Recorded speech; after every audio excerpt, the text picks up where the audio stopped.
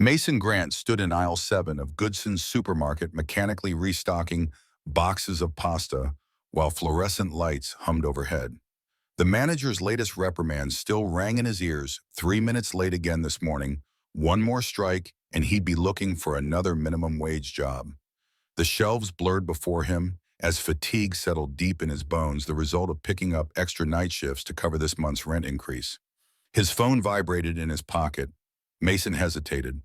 Personal calls during shifts were strictly forbidden, but something made him pull it out and glance at the unfamiliar number. Against better judgment, he answered. A deep, measured voice filled his ear. "Mr. Grant, this is Charles Bennett from Bennett Richardson and Associates. I'm calling about your grandfather, Edward Callahan." Mason's hand trembled slightly, the forgotten pasta box dangling from his fingers. His grandfather, a name he hadn't heard spoken aloud in nearly a decade. "I'm sorry to inform you that he passed away last week." The supermarket aisle seemed to stretch and contract around him. Edward Callahan, his mother's father. The bitter old man who had disowned their family when Mason was just 12. At least that was the story his parents had told when they'd packed everything and moved them across the country. "There's something important we need to discuss regarding your grandfather's will. He's left you something." Mason nearly laughed. What could his grandfather possibly have left him? His parents had always described Edward as a stubborn, prideful farmer who refused to help when they needed it most. They'd moved to California claiming better opportunities awaited, but Mason had always sensed there was more to the story than they'd shared. What kind of something? Mason managed to ask, voice low, as he noticed his manager watching from the end of the aisle, arms crossed in disapproval. "Stone Creek Ranch. Perhaps you could come to my office tomorrow. This isn't really a conversation for the phone." Mason looked around at the fluorescent-lit prison of metal shelves and linoleum floors that had become his life. At 27, he had nothing to show for his years, no career, no savings, no prospects. Just an endless cycle of minimum wage jobs since aging out of foster care at 18. His parents had essentially abandoned him, then claiming he needed to learn independence. Their support had evaporated overnight, leaving him to navigate adulthood alone. "I'll be there," Mason promised, ending the call just as his manager approached with a face like thunder. Bennett's office defied Mason's expectations completely. Located in the heart of the city's financial district, the sleek high-rise exuded wealth and influence. The reception area gleamed with polished marble and original artwork. Mason felt utterly out of place in his thrift store clothes and worn sneakers, acutely aware of the receptionist's barely concealed assessment of his appearance. Charles Bennett himself proved a surprise, an older gentleman with kind eyes behind wire-rimmed glasses and a gentle demeanor that immediately put Mason at ease. His office showcased floor-to-ceiling windows with panoramic views of the city, furnished with mahogany pieces that whispered old money and established connections. "Before we begin," Bennett said, gesturing to a leather chair that probably cost more than Mason's monthly rent, "I want you to know that your grandfather spoke of you often. He never stopped hoping you'd reach out." The words hit harder than Mason expected. "My parents told me he didn't want anything to do with us." Bennett's expression darkened slightly. "I'm afraid that wasn't accurate. Your grandfather tried many times to contact you, but your parents, well, they had their reasons for keeping you apart." He opened a thick folder and pulled out several documents, laying them carefully on the desk between them. "Your grandfather owned Stone Creek Ranch, one of the most successful horse breeding operations in the country. The estate spans over 5,000 acres and includes championship bloodlines worth millions." Mason stared blankly. "I don't understand." "My parents always said he was just a small-time farmer." "Far from it." Bennett's fingers tapped a financial summary. "The ranch generates approximately $50 million annually. The total value of the estate, including land, horses, facilities, and investments, is approximately $1.2 billion. The room tilted sideways. Mason gripped the arms of the chair to steady himself. "Billion with a B, yes, and he's left it all to you." Mason couldn't breathe. This had to be some kind of mistake. People like him didn't inherit billion-dollar estates. He was nobody, just a kid who'd been shuffled through foster care after his parents decided he was too much trouble. "There's more," Bennett continued, reaching into the folder again. "He's also left detailed letters explaining everything."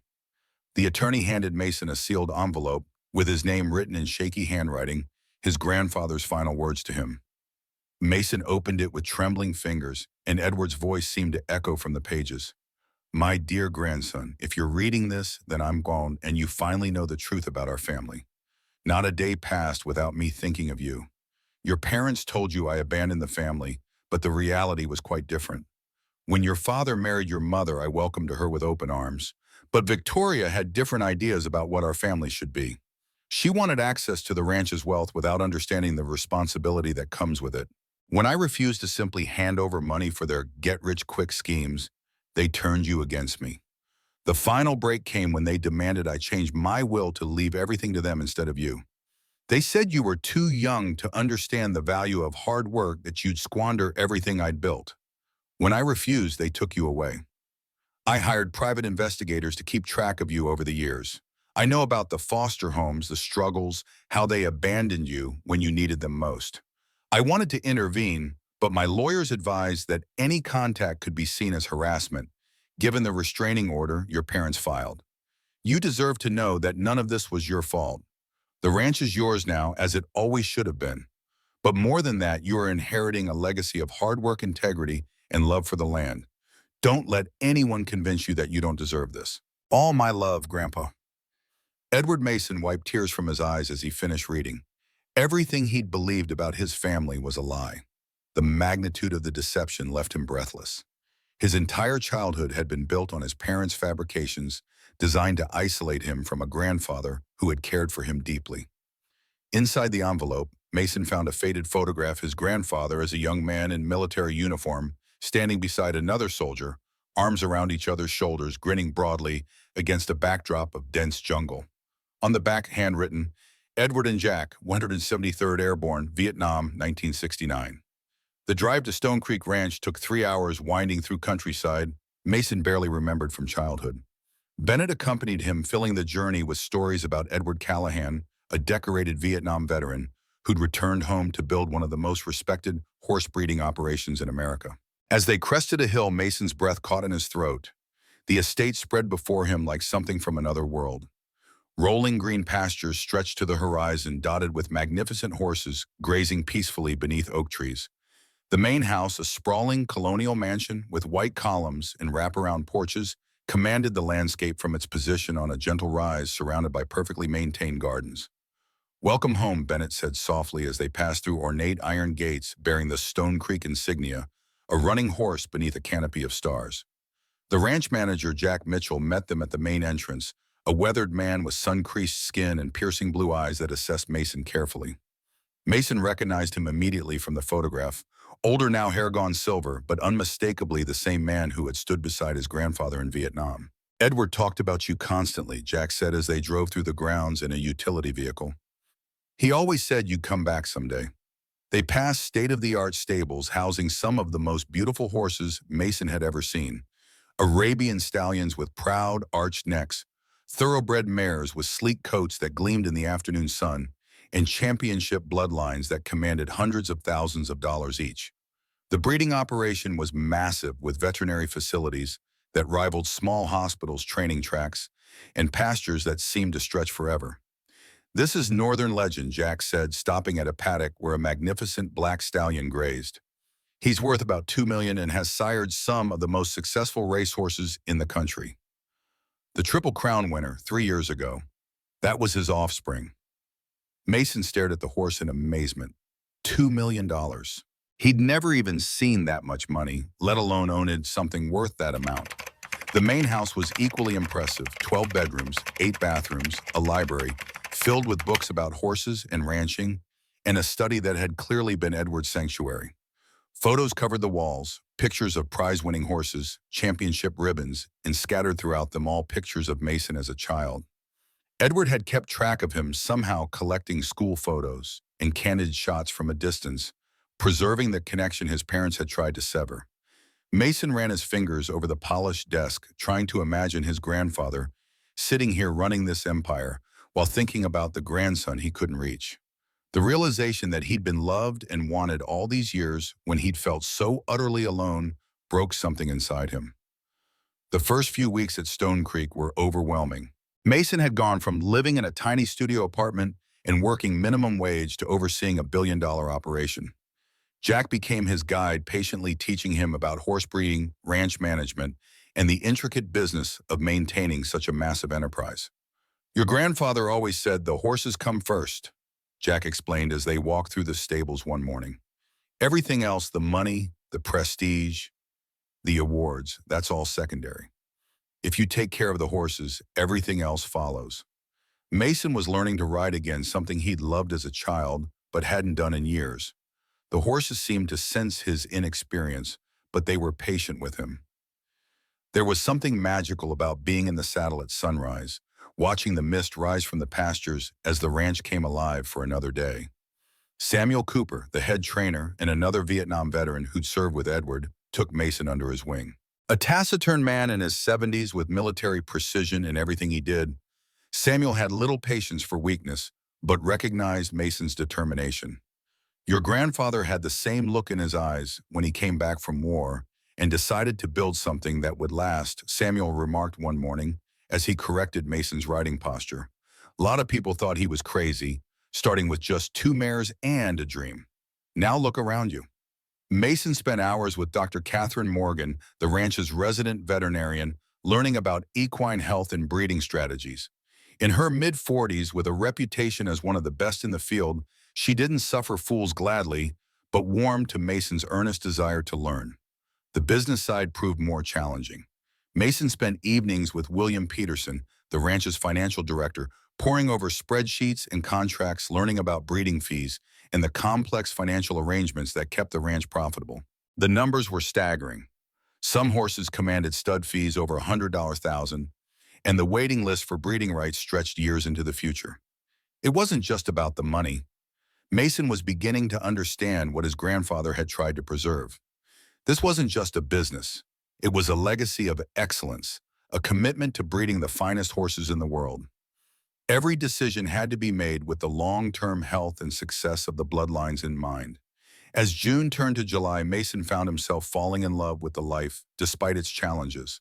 For the first time since childhood, he felt like he belonged somewhere. The ranch hands accepted him, gradually seeing that he was willing to work hard and learn. The horses responded to his growing confidence. This was home. He was in the stables grooming a chestnut mare when Jack appeared, his expression troubled. "We've got visitors at the main gate," he said quietly. "Your parents. They've got several cars with them.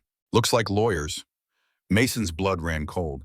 He hadn't spoken to his parents in over 2 years, not since they'd made it clear that he was on his own. The last conversation had been brutal, them telling him he needed to stop being a burden and figure out his own life. "What do they want?" Mason asked, though he already suspected the answer. "They're demanding to see you. Said something about family business that needs to be settled." Mason took a deep breath, trying to steady his nerves. He'd known this moment would come eventually. There was no way Victor and Victoria Grant would let a billion-dollar inheritance go without a fight. "Let them in," he said, "but make sure the security cameras are recording everything."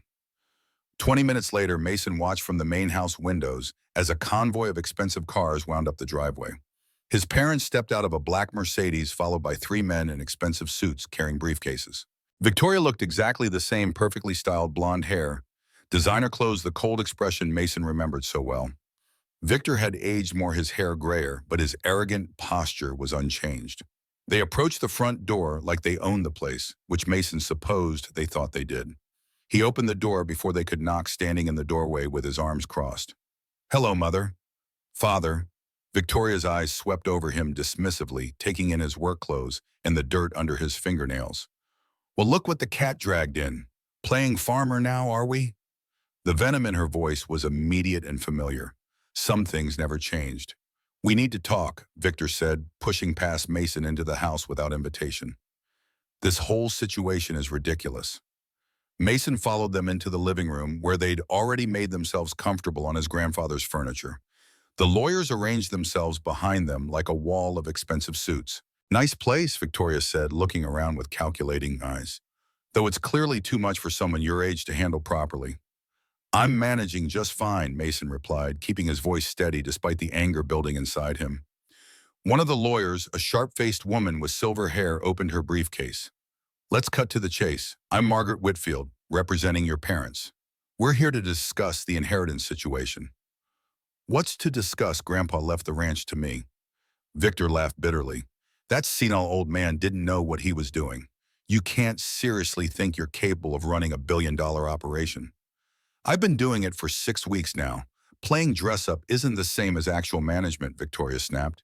You have no education, no experience, no understanding of what this kind of responsibility requires. Ms. Whitfield leaned forward. Your parents are prepared to offer you a generous settlement, $5 million cash in exchange for signing over the estate to them. It's far more money than someone in your position could ever hope to see otherwise. Mason stared at them in disbelief. You want me to give up $1 billion inheritance for $5 million? It's a fair offer, Victor said. More than fair considering you'd probably run the place into the ground within a year anyway. The casual cruelty in his voice was breathtaking. These were the people who were supposed to love him unconditionally, and they were treating him like an obstacle to be removed. The answer is no, Mason said firmly. Victoria's mask slipped, revealing the cold fury underneath. You ungrateful little brat. After everything we've done for you, everything you've done for me, you abandoned me. We didn't abandon you, Victor said, his voice rising. We tried to teach you independence. There's a difference. Independence, Mason couldn't contain his incredulity. You threw me out the day I turned 18 with nothing but the clothes on my back. Victoria waved dismissively. You were an adult. It was time you learned to take care of yourself instead of expecting handouts. Handouts, I was your child. Ms. Whitfield cleared her throat. Perhaps we should focus on the legal matters at hand. Your parents have grounds to contest the will. Your grandfather was elderly, possibly suffering from diminished capacity when he made these decisions. Mason felt Jack's presence behind him before he saw him. The ranch manager had entered quietly along with Charles Bennett, who must have driven out when he heard about the confrontation. Actually, Bennett said, setting his own briefcase on the coffee table, Mr. Callahan was examined by 3 independent physicians in the months before his death.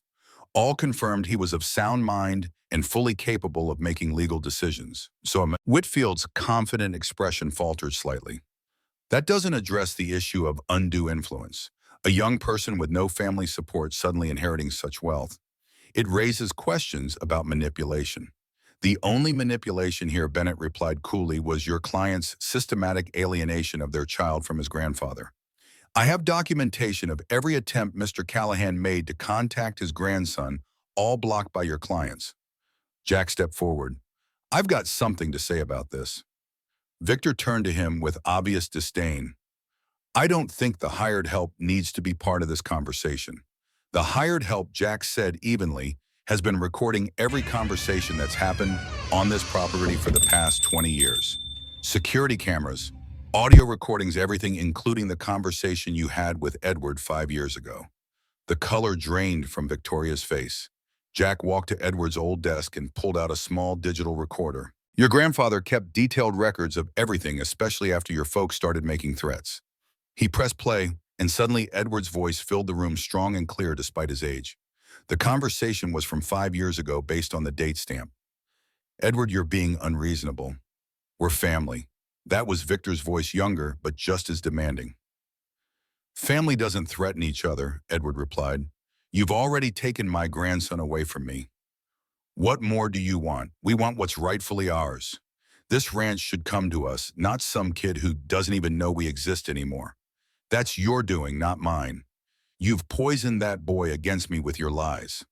Victoria's voice came through clearly. The kid is a burden anyway, always has been. We did you a favor by cutting contact. Now do us a favor and change your will. Never. Everything I've built is for my grandson. You've already proven you can't be trusted with family, let alone with this legacy. You'll regret this, old man. We'll make sure of it. The recording ended, leaving the room in stunned silence. Mason felt like he'd been punched in the stomach. Hearing his mother call him a burden so casually, so cruelly, was devastating, even though he'd suspected it for years. There are dozens of these recordings, Jack said quietly. Phone calls, in-person visits, threats, demands for money. Your grandfather documented everything because he knew this day would come. Ms. Whitfield was frantically whispering with Mason's parents, but he could see the defeat in their postures. The recording had destroyed any sympathy they might have garnered from a judge. Bennett opened his briefcase. I also have copies of the restraining order your clients filed to prevent Mr. Callahan from contacting his grandson, along with evidence that they lied to obtain it. Victor stood abruptly. This is ridiculous. We're not going to sit here and be ambushed. You're not being ambushed, Mason said, finding his voice again. You're being held accountable for the first time in your lives. Victoria turned on him with vicious fury. You think you're so smart now, don't you? Living in this big house playing with expensive horses? But you're still the same worthless child you always were. Her words hit their intended target, but something had changed in Mason over the past weeks. He wasn't the scared, abandoned teenager anymore. He was the owner of Stone Creek Ranch, the inheritor of his grandfather's legacy. And he had people who believed in him. You are right about one thing, he said calmly. I am the same person I always was. Someone who values loyalty, hard work, and treating people with respect. Qualities you never bothered to teach me because you don't possess them yourselves. How dare you, Victor started. How dare I? What? Tell the truth. You abandoned your child, lied about your own father, and now you're trying to steal an inheritance that was never meant for you. Jack stepped closer, his presence reassuring. I think it's time for these folks to leave. Ms. Whitfield gathered her papers hastily. This isn't over. We'll be filing challenges to the will and investigating the circumstances of the inheritance. Feel free, Bennett said. I welcome the scrutiny. It will only further demonstrate your client's pattern of manipulation and greed. Mason's parents headed for the door, but Victoria turned back one last time. You'll fail, she said with cold certainty. You don't have what it takes to run this place. When you do, don't come crawling back to us. I wouldn't dream of it, Mason replied. After they left, he sank into his grandfather's favorite chair, emotionally drained. Jack sat across from him, his weathered face kind but serious. You okay, kid? Mason nodded, though he wasn't sure that was entirely true. Did he really record everything? Your grandfather was a smart man. He knew they'd try something like this eventually. The bigger the stakes, the dirtier the fight. The weeks following his parents' visit were challenging but transformative. Their legal challenges were quickly dismissed once the courts reviewed the evidence, but their words had planted seeds of doubt. Was he really capable of running such a massive operation? Did he deserve this inheritance? Mason threw himself into learning everything he could about the ranch. He spent hours with the veterinarians understanding the complexities of horse breeding and genetics. He studied bloodlines that went back generations, learning to recognize the subtle traits that made certain horses exceptional. Catherine took him under her wing, explaining the importance of genetic diversity while maintaining the traits that made Stone Creek horses special. She'd worked with his grandfather for 15 years and shared stories of Edward's passion for advancing equine healthcare. He had a near-religious respect for these animals, she told Mason one evening as they checked on a pregnant mare. It wasn't just about profit for him. He genuinely believed we had a responsibility to improve the breed, healthier lungs, stronger legs, better temperaments. Not just faster horses, but better ones. The financial side was equally complex, but Mason was determined to master it. He worked with William to understand profit margins, breeding contracts, and long-term investment strategies. The ranch wasn't just about the horses, it was a sophisticated business empire that required careful management. William showed him how Edward had diversified the ranch's income streams, breeding operations, training facilities, equine therapy programs, and strategic investments in related businesses. Your grandfather built redundancy into everything. He never wanted the ranch to fail because one aspect of the business struggled, but it was the horses themselves that truly captured Mason's heart. Each one had a distinct personality, and he began to understand what his grandfather had meant about putting them first.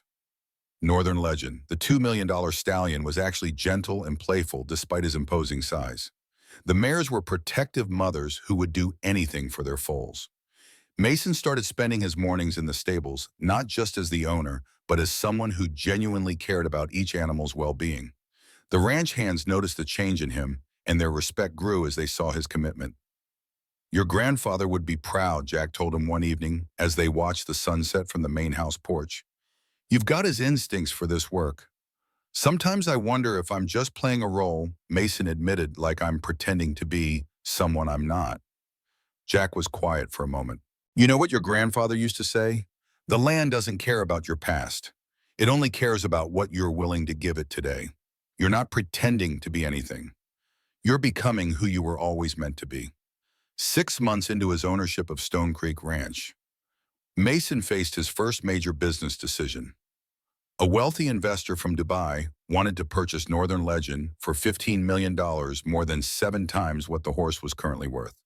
It was an astronomical offer that would provide immediate capital for ranch improvements and expansion.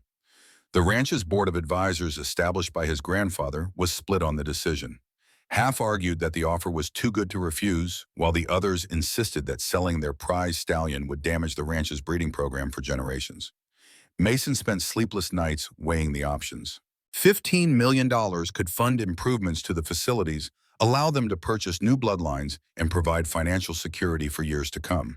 But Northern Legend wasn't just valuable for his monetary worth. He was the cornerstone of their breeding program, with offspring that consistently performed at the highest levels. He found himself in his grandfather's study, surrounded by photos of championship horses and ribbons won over decades of careful breeding. A letter he'd missed before was tucked behind one of the frames, addressed to him in Edward's familiar handwriting. The hardest decisions you'll face won't be about money. They'll be about legacy. When someone offers you a fortune for something irreplaceable, remember that some things are worth more than their price tag. The ranch's reputation was built on never compromising our standards for short-term gain. The next morning, Mason called the investor and declined his offer. The decision felt right in his bones, even though it meant turning down more money than he'd ever imagined possessing. Jack smiled when Mason told him, "Your grandfather turned down a similar offer for Northern Legend's father 20 years ago. Said some horses are too important to sell." That afternoon, Mason received a call from a respected breeding operation in Kentucky. They wanted to negotiate a partnership that would allow Northern Legend to remain at Stone Creek, while expanding their breeding program through shared bloodlines and expertise. Sometimes the right decision opens doors you never knew existed. One evening, while reviewing some old records in the office, Mason discovered newspaper clippings about Triple Crown races dating back decades.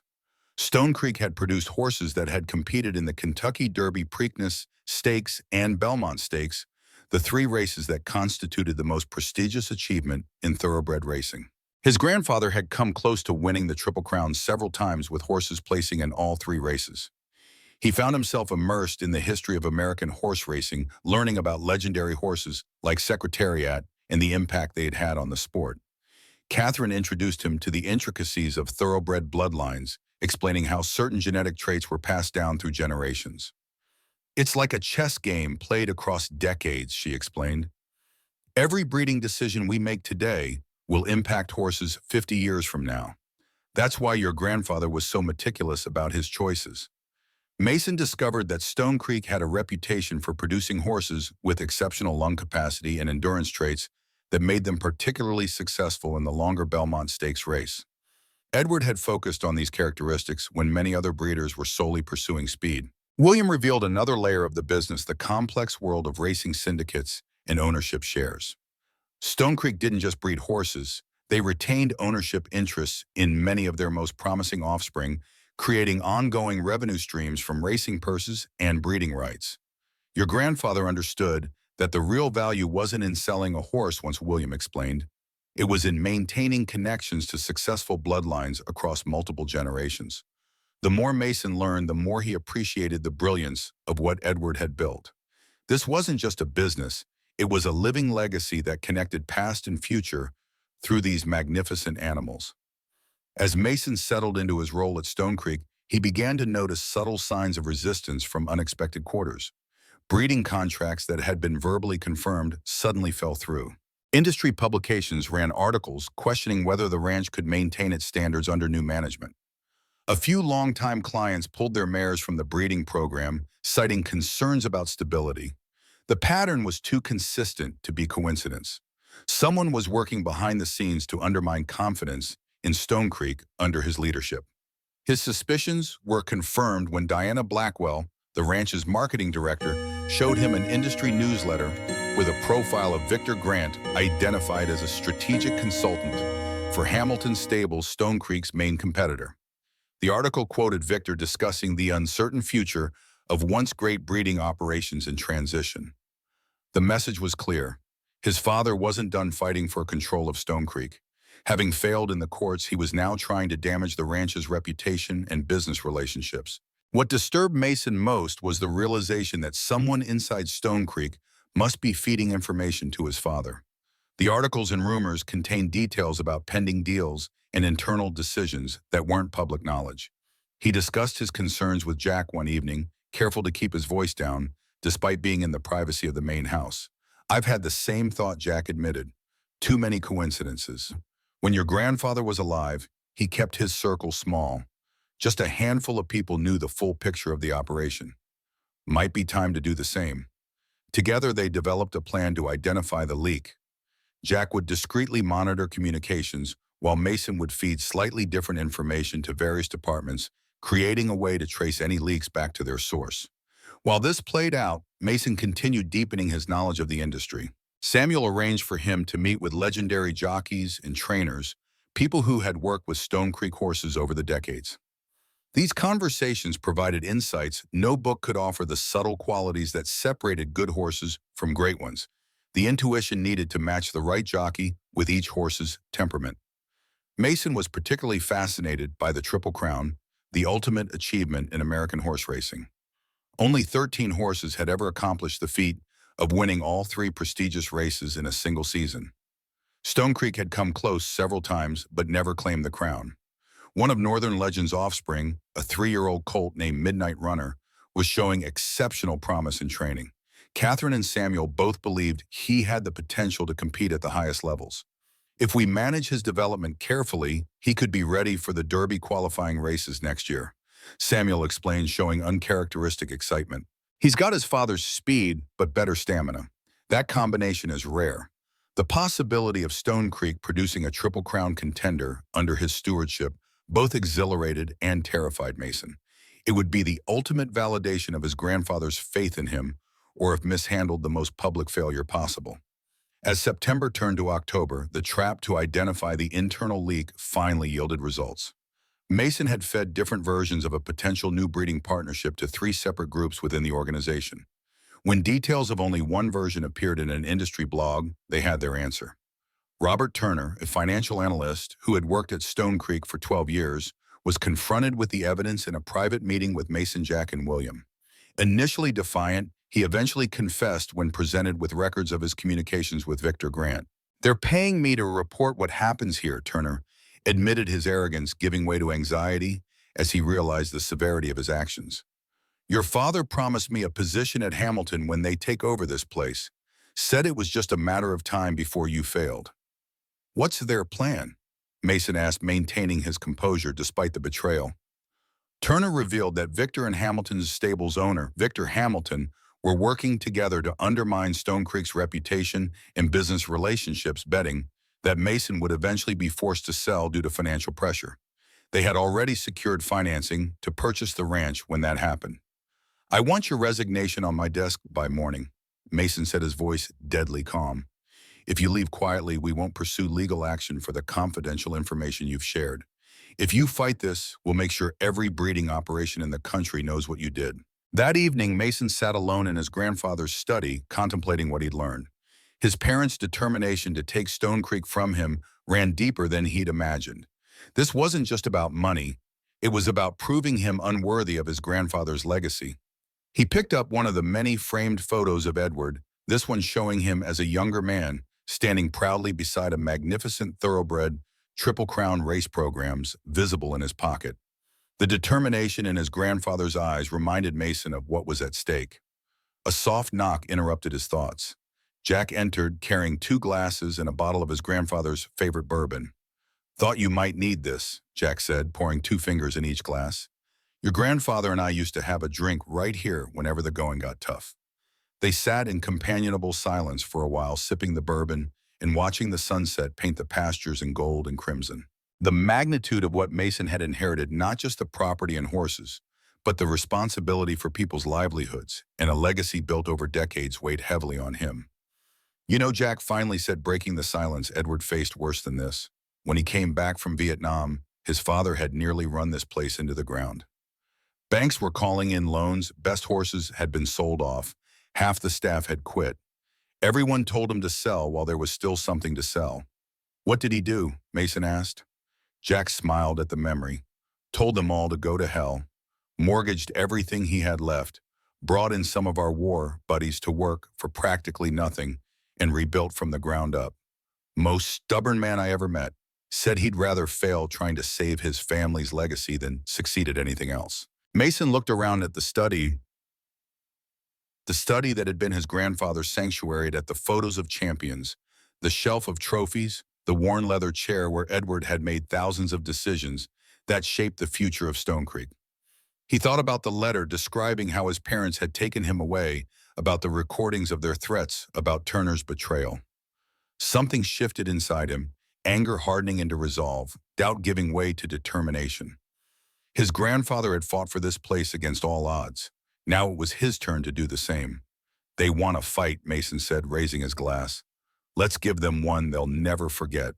A week after exposing Turner, Mason found himself at the prestigious Keeneland Sales, the auction house, where top thoroughbreds changed hands for millions. The fall sales attracted the elite of the equine world owners.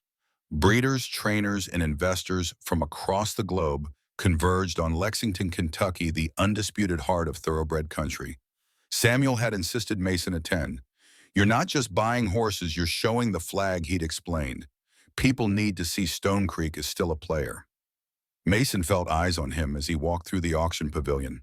Some gazes were merely curious, the mysterious heir who'd appeared from nowhere to claim Edward Callahan's empire. Others held undisguised skepticism, even hostility. News traveled fast in this tightly knit community. Victoria's cutting assessment echoed uncomfortably in his mind. Playing farmer now. Did he belong here among these polished professionals with generations of breeding knowledge and family connections? The murmurs hushed as an imposing figure approached Victor Hamilton, owner of Hamilton Stables and his father's new business partner. In his 60s, with silver hair and the confident bearing of old money, Hamilton extended his hand with practiced charm. "Mason Grant, I'd been hoping to meet you. Your grandfather and I were competitors for many years." The slight pause conveyed volumes. Mason had researched the history between Stone Creek and Hamilton Stables, a rivalry that stretched back decades, punctuated by accusations of stolen breeding techniques and poached staff. Mason accepted the handshake, meeting Hamilton's calculating gaze without flinching. "Mr. Hamilton, I've heard a lot about you." "I imagine so." Hamilton's smile never reached his eyes. "I understand you're new to our world. It must be overwhelming, all those decisions, all that responsibility. If you ever decide it's too much, I'd be interested in discussing Stone Creek's future. My offer would be generous." Before Mason could respond, Hamilton nodded toward where a group of potential buyers examined an upcoming lot. That yearling, their daughter of Kentucky Thunder out of Midnight's Dream. Beautiful animal, but note the slight unevenness in her gait. Your grandfather would have spotted it immediately. Such details separate the professionals from the enthusiasts. The condescension was unmistakable. Hamilton was testing him, expecting ignorance. Mason studied the filly carefully, then smiled.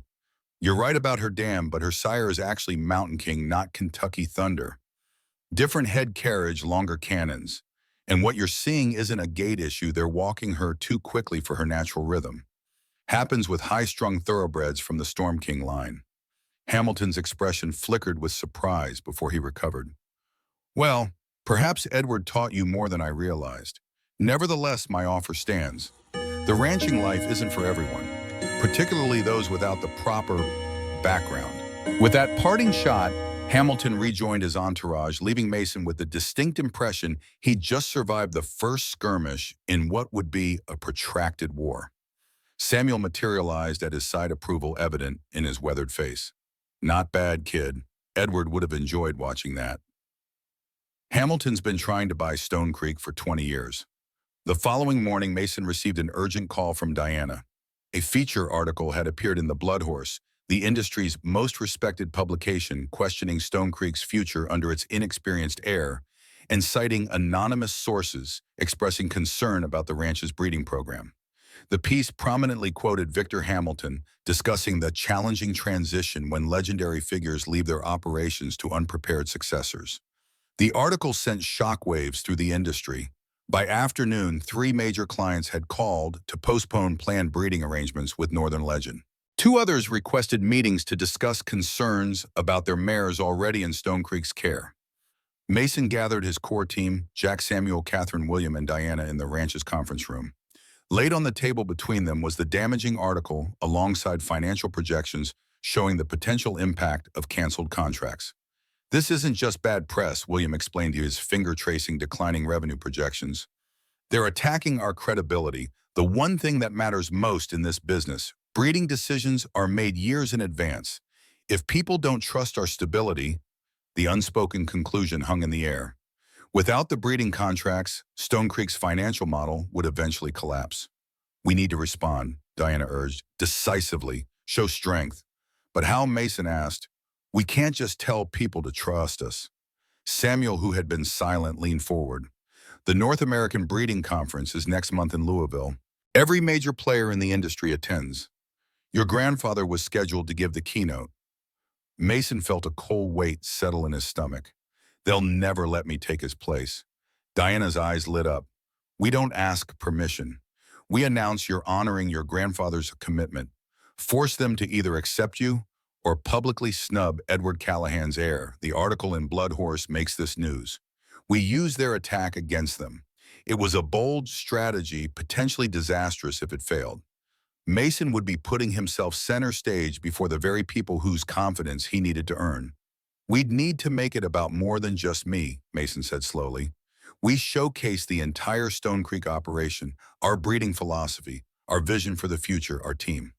For the next 4 weeks, Mason immersed himself in preparation. Catherine drilled him on genetic principles and breeding innovations. Samuel tutored him on the history of American horse racing and Stone Creek's place within it. Diana coached his presentation skills, filming practice sessions and critiquing his delivery mercilessly. William ensured he could answer any financial question that might arise. The night before the conference, Mason worked late in his grandfather's study, finalizing his speech. The pressure felt overwhelming. His parents' words haunted him. You don't have what it takes. You'll fail. Jack found him there at midnight, surrounded by notes and historical breeding records. Your grandfather sat right there the night before his first keynote, Jack said, pouring them each a small bourbon. Nervous as a cat, convinced he'd make a fool of himself. That's hard to imagine, Mason replied, taking a grateful sip. From everything I've heard, he was a natural leader. Jack laughed softly. Not at first. He was just a soldier who loved horses and had more determination than sense. The rest came with time. He used to say the secret to looking like, you know what you're doing is simple, care more about getting it right than looking good. The Louisville Marriott Ballroom buzzed with the collective influence of the thoroughbred world. 600 industry leaders filled the space, generations of breeding knowledge and billions in equine investments represented in one room. Mason recognized faces from magazines, websites, and the walls of his grandfather's office. Diana had orchestrated their entrance perfectly. Mason arrived flanked by his core team, a visual statement that Stone Creek's strength extended beyond any single individual. The murmurs that followed them through the room confirmed her strategy was working. They were being noticed. Before Mason could reach his table, a hand touched his arm. He turned to find Margaret Whitfield, his parents' attorney, smiling thinly. Bold move, inserting yourself into the keynote slot. Your parents asked me to remind you it's not too late to reconsider their offer. Mason met her gaze steadily. Please tell them I said no thank you, again. And Ms. Whitfield, I didn't insert myself anywhere. I'm honoring my grandfather's commitment. Mason spotted his parents across the room, seated at Hamilton's table. Victoria's cold stare tracked his movements, while Victor leaned close to Hamilton, whispering something that made the older man nod thoughtfully. The conference chairman approached the podium, an older gentleman who had known Edward for decades. His introduction was pointedly lukewarm. Due to the passing of our scheduled keynote speaker, the esteemed Edward Callahan, we will instead hear from his grandson and heir Mason Grant, who has agreed to fulfill his grandfather's obligation. Mason took his place at the podium, surveying the room filled with skeptical faces. He had planned to begin with prepared remarks about Stone Creek's breeding philosophy, but something made him set his notes aside. Thank you for that introduction, Chairman Davis. I understand your hesitation. You all came expecting to hear from a legend in our industry, and instead you got me. A ripple of surprise moved through the audience. They had expected defensiveness, Or bluster, not disarming honesty. 6 months ago, I was stocking shelves at a grocery store. I knew nothing about thoroughbred breeding, bloodstock management, or the economics of racing. Many of you have spent lifetimes mastering what I'm still struggling to understand. Mason paused, letting the admission sink in. But I did know my grandfather, even though forces beyond my control kept us apart for years. And in these past months, I've come to know him even better through his work, his records, and the incredible team he built at Stone Creek. Mason gestured to his table where Jack, Samuel, Catherine, and the others sat watching. They could have walked away when Edward died. Instead, they chose to stay and teach the grocery clerk who inherited their workplace. They believed in continuing what my grandfather started, not just breeding exceptional horses, but advancing the entire thoroughbred line. That mission hasn't changed with his passing. For the next 30 minutes, Mason outlined Stone Creek's breeding philosophy and future plans, weaving in historical context and genetic principles. He presented detailed data on their bloodline's racing performance, health outcomes, and longevity information Edward had meticulously tracked for decades. He explained their research partnerships with veterinary schools and their commitment to developing stronger, healthier horses rather than just faster ones. As he spoke, the room's energy shifted. The initial skepticism gave way to reluctant attention, then genuine interest. These were horse people, after all. Whatever they thought of Mason personally, they responded to his evident passion for the animals and his respect for their collective knowledge. I won't pretend to have my grandfather's expertise or experience, Mason concluded, but I share his conviction that what we do matters not just for the racing calendar or the auction prices, but for the future of these magnificent animals we've spent centuries refining. That responsibility transcends any individual. It belongs to all of us who have been entrusted with their care and development. The applause that followed wasn't perfunctory. It was genuine, sustained, a collective acknowledgement that while they might not yet accept Mason fully, they recognized the legitimacy of his commitment. In the reception afterward, previously reluctant breeders approached with questions about Stone Creek's programs. Several who had postponed contracts mentioned reconsidering their position. An industry journalist requested interviews. It wasn't universal acceptance, but it was an opening. Hamilton watched from across the room, his expression unreadable. Victor and Victoria had already departed their empty seats at his table, a visual testament to their displeasure with how the evening had unfolded. As they prepared to leave the conference, Chairman stopped Mason with a firm handshake. "Your grandfather would have been proud, son. You spoke from the heart about what truly matters in our business. Not everyone can see beyond the money to the horses themselves." Mason returned to Stone Creek energized by the conference's success, but aware that one good speech wouldn't resolve their challenges. Hamilton and his parents were still actively working to undermine the ranch's position, and they had resources and connections Mason couldn't match. The next attack came from an unexpected direction. William discovered someone had been inquiring with Stone Creek's banks about their loan status and financial covenants. Digging deeper, he found evidence that Hamilton's financial team was approaching Stone Creek's lenders, suggesting the ranch might face management problems that could affect loan repayment. "It's a classic destabilization tactic," William explained during an emergency meeting. "They're trying to make the banks so nervous. If our lenders start questioning our viability, they could tighten terms and demand additional collateral, even call in loans. We're current on everything," Mason pointed out. "Our financial position is strong." William nodded grimly. "For now. But banks hate uncertainty. If Hamilton keeps whispering about management problems, they might decide we're a risk they don't want regardless of our payment history." The timing couldn't have been worse. Stone Creek needed to renew a significant operating loan in the coming month, funds essential for ongoing operations until the spring breeding season revenues arrived. Their financial concerns were compounded by a new problem Catherine identified. Northern Legend had developed an unexplained fever. While not immediately dangerous, it had forced them to suspend his breeding activities temporarily. "I don't like the timing," Catherine admitted as she buoyed the stallion. "He was perfectly healthy last week. No changes in feed routine or environment. It's like his system just reacted to something." Mason watched as she drew blood samples for testing. Could someone have done this deliberately? Catherine's expression grew troubled. It would be difficult, but not impossible. A contaminated supplement, an introduced pathogen. "I've ordered comprehensive screenings for everything from common viruses to exotic toxins." 2 days later, Catherine confirmed Mason's suspicions. The blood work showed traces of yew, a common ornamental plant highly toxic to horses.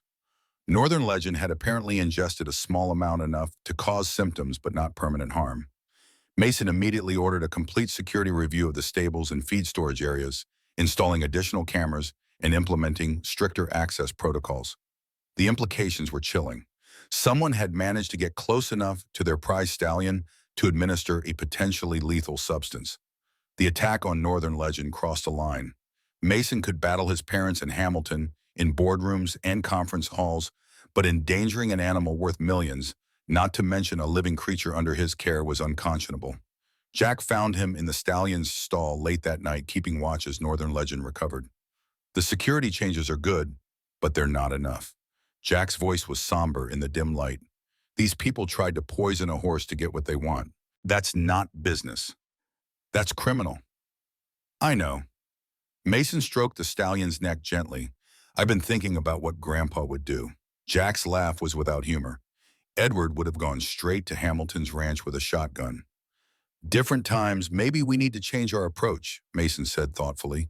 We've been playing defense, responding to their attacks, trying to protect what we have. It's time we took the initiative.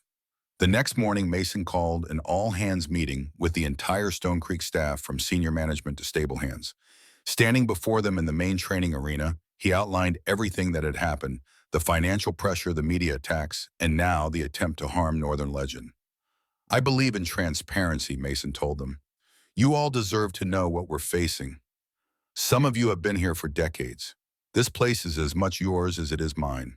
The revelation about Northern Legend sent a wave of anger through the assembled workers. These were horse people. The deliberate framing of an animal was anathema to everything they stood for. I won't pretend the next few months will be easy, Mason continued.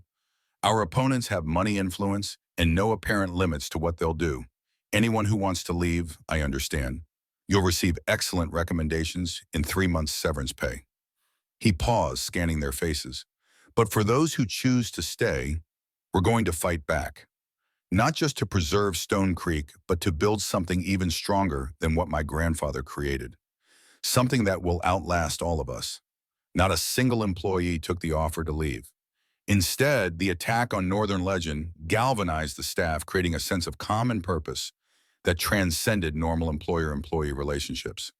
These weren't just jobs at stake. It was their community, their life's work, their shared values. Mason's counteroffensive began with something his grandfather had initiated but never completed: the Stone Creek Rehabilitation Program for retired racehorses.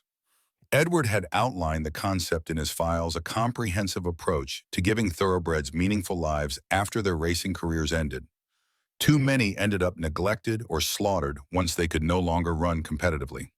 Edward had envisioned a different path, retraining retired champions as therapy horses, polo ponies, or pleasure mounts, while using their continued presence to educate the public about responsible horse stewardship. Mason allocated resources to launch the program immediately, bringing in specialists in equine rehabilitation and therapy.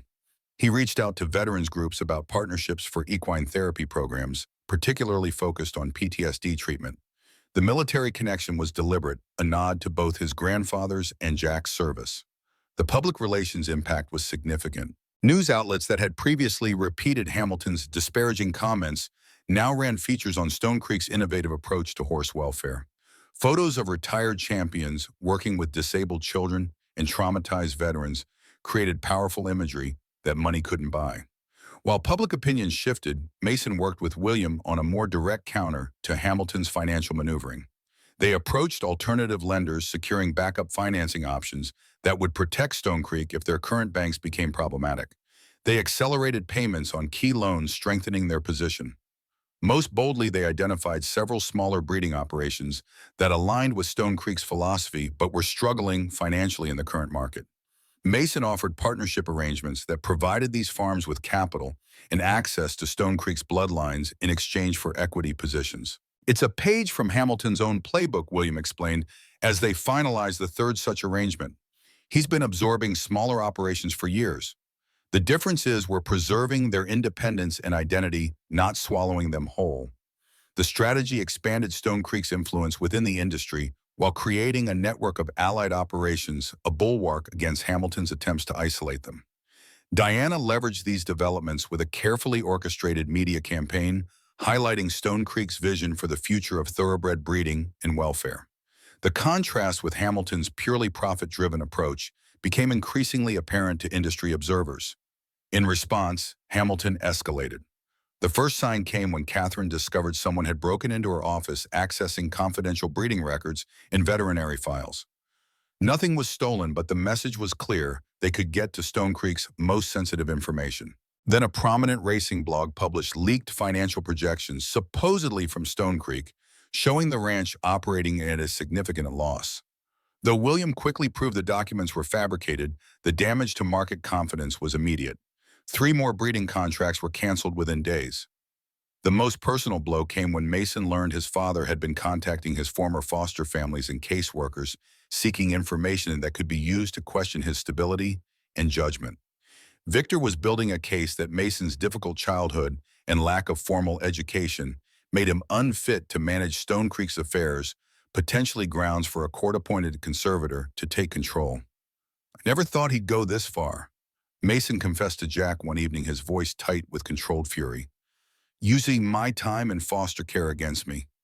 That's a new low even for them." Jack's weathered face was grim in the lamplight. "They're desperate. Your success at the conference, the rehab program, the partnerships, you're outmaneuvering them. Desperate people are dangerous." The next morning, Mason received an unexpected call. Walter Reynolds, his grandfather's attorney, requested an urgent meeting at the ranch.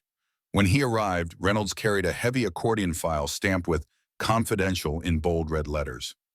"Edward instructed me to give you this if certain conditions arose," Reynolds explained, as they settled in the study. "Specifically, if Victor and Victoria attempted to challenge your fitness to run Stone Creek through legal means." Mason opened the file with growing astonishment. Inside was a comprehensive dossier on his parents' financial records, business failures, legal complaints, and evidence of multiple fraudulent schemes dating back decades. "Your grandfather had them investigated thoroughly after they took you away," Reynolds continued. "He believed they might someday try to regain control of Stone Creek, and he wanted to be prepared." The documentation was damning. Victor and Victoria had left a trail of dubious business dealings across multiple states.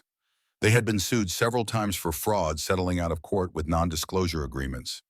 They had defaulted on loans, been evicted from properties, and had tax liens filed against them.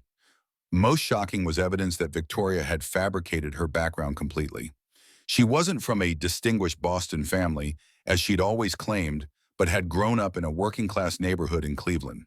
She had changed her name from Valerie Simmons to Victoria St. Clair before meeting Victor, creating an entirely fictional pedigree to match her aspirations. She created an entirely new identity to marry into what she thought was money, Reynolds explained. When she discovered Edward kept tight control of the family finances, their relationship deteriorated rapidly. Mason struggled to process this revelation. His entire childhood had been built on his mother's elaborate lies, not just about his grandfather, but about who she fundamentally was. "Why didn't Grandpa use this against them when they took me?" Mason asked, his voice hollow. Reynolds sighed. "By the time he compiled all this, you were already established in the foster care system. His lawyers advised that a messy public battle might do more harm than good for a child your age. Edward chose to protect your privacy rather than expose your parents." The file contained one more surprise: a separate envelope marked with Mason's name and the instruction, "Open only in dire circumstances." Inside was a letter in his grandfather's handwriting and legal documents Mason didn't immediately recognize. "My dear Mason," the letter began, "if you're reading this, the situation with your parents has deteriorated beyond normal channels. I've hesitated to share this final piece of information, hoping it would never be necessary. But if they are attempting to take Stone Creek from you by attacking your character or capacity, you need to know the full truth. The documents enclosed are the results of a paternity test I commissioned years ago. Victor Grant is not your biological father." Mason's hands went numb. The letter blurred before his eyes. "Your mother was involved with someone else shortly before marrying Victor. Based on timing and certain genetic markers, my investigators concluded with near certainty that Victor is not your biological parent. He may or may not know this truth. I share this not to cause you pain, but to give you protection. If Victor attempts to claim any rights regarding Stone Creek based on family connection, this information provides a legal counter.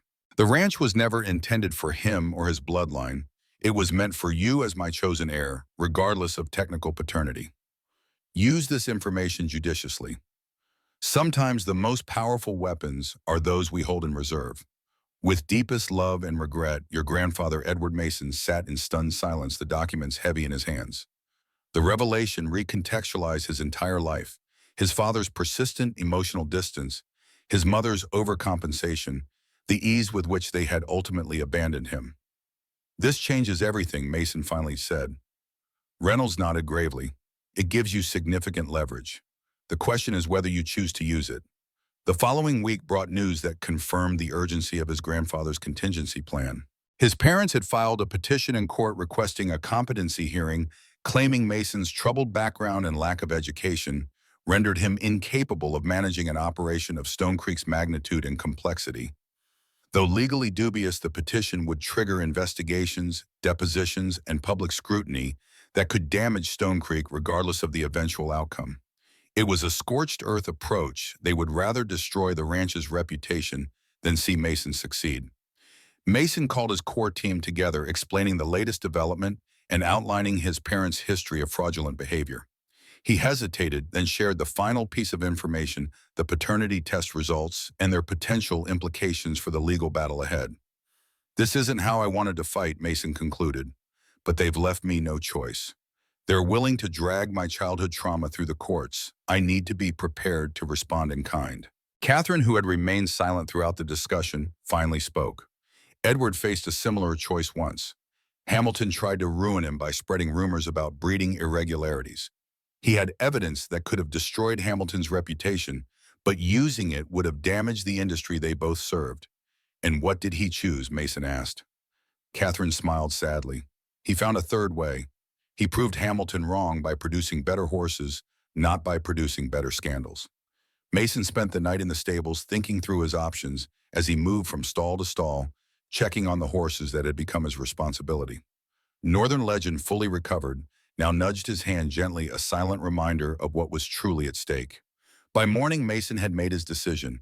He would neither ignore his parents' attack nor respond in kind. Instead, he would change the nature of the battlefield entirely.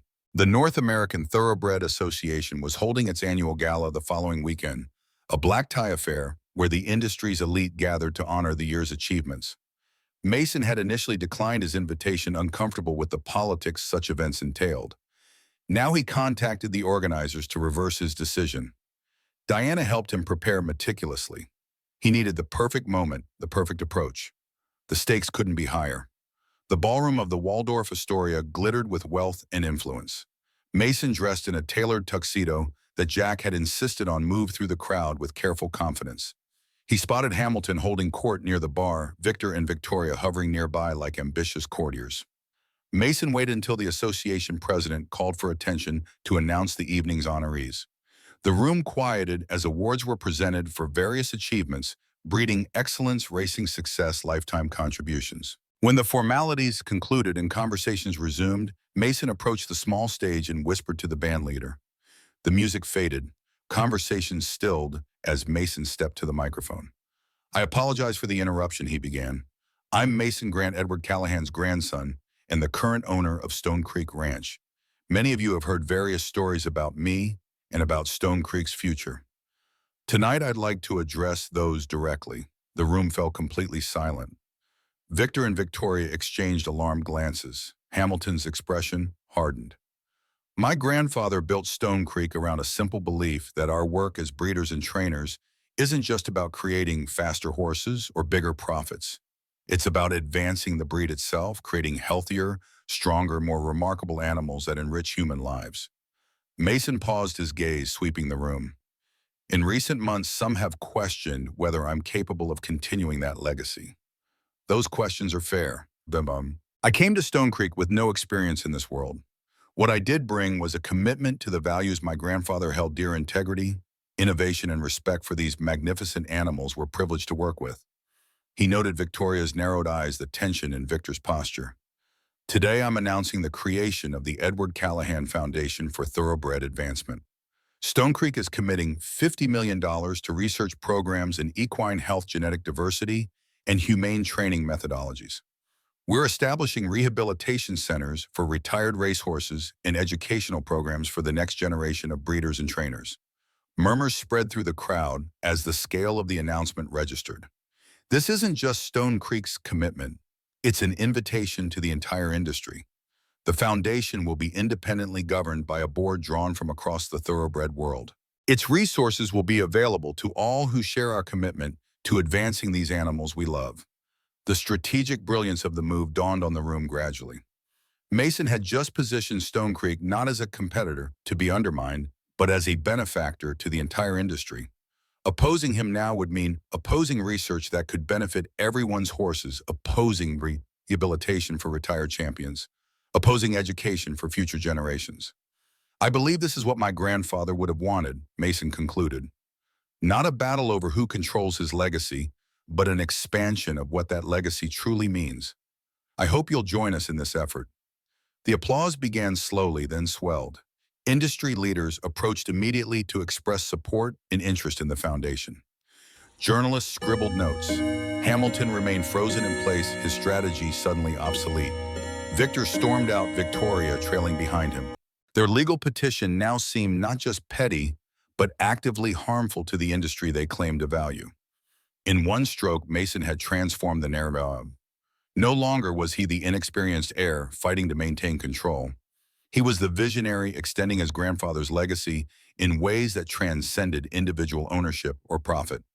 The foundation announcement dominated industry news for weeks. Offers to serve on the board poured in from respected figures across the thoroughbred world. Research institutions proposed partnerships. Even Hamilton was forced to publicly praise the initiative, though his congratulations came through gritted teeth. The court petition questioning Mason's competence was quietly withdrawn. In the face of overwhelming industry support for his foundation initiative, Victor and Victoria's attack appeared transparently self-serving. With the immediate threat neutralized, Mason turned his attention to Stone Creek's internal operations. Northern Legend's brief illness had highlighted vulnerabilities in their security. Working with Jack and Samuel, he implemented comprehensive new protocols for horse care, feed management, and facility access. He also accelerated the launch of the rehabilitation program for retired racehorses. The first group of ex-champions arrived at Stone Creek's newly renovated therapy facilities in early December. Magnificent animals whose racing days were behind them, but whose value as therapy horses and breeding stock remained significant.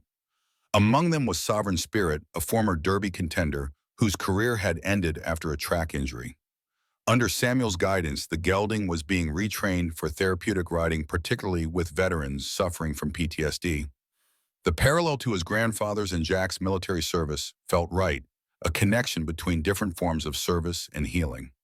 Mason was watching Sovereign Spirit's training session when William found him with urgent news. One of Stone Creek's partner farms had discovered alarming information about Hamilton's recent business activities. They'd been quietly acquiring water rights all around the county, William explained, showing Mason maps and property records. Not just buying land, but specifically targeting properties with water access. Mason studied the pattern of acquisitions.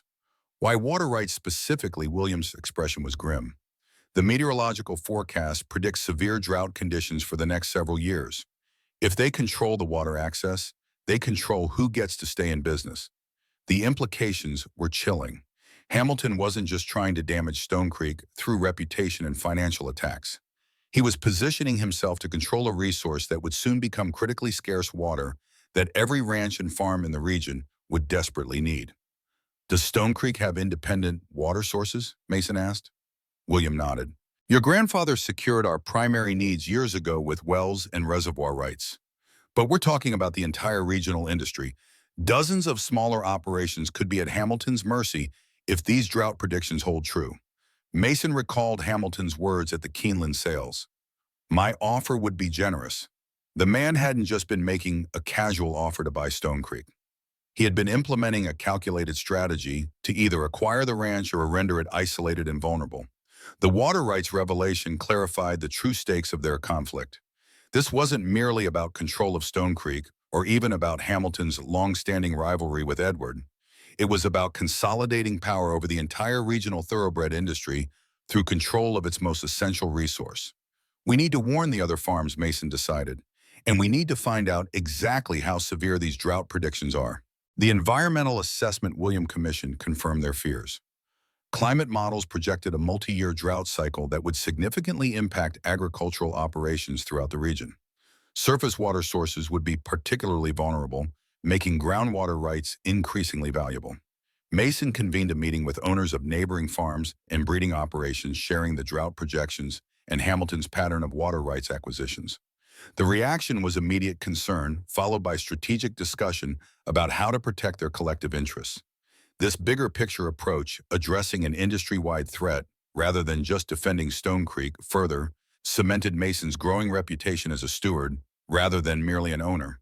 It also created a coalition of operations united against Hamilton's attempt to monopolize crucial resources. As Christmas approached, Stone Creek hosted an open house for the foundation, inviting industry figures and local community members to tour the rehabilitation facilities and meet the retired champions beginning their second careers.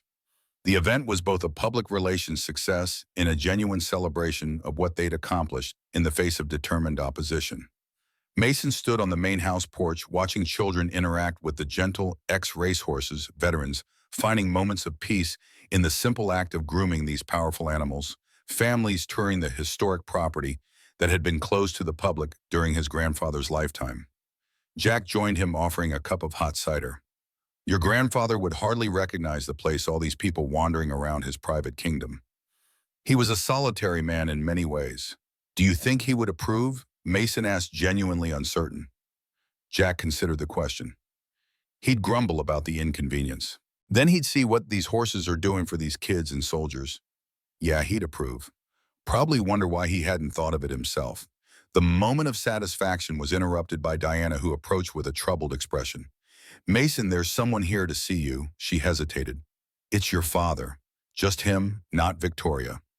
Mason found Victor waiting in the study, examining the photographs of Edward with undisguised envy. The older man looked diminished somehow, his expensive coat hanging loosely on his frame. I didn't expect a personal visit, Mason said, keeping his distance. Is this official business or another attempt to undermine Stone Creek? Victor turned, and Mason was shocked by his appearance. His father had aged years in mere months, face, gaunt eyes shadowed with fatigue or illness.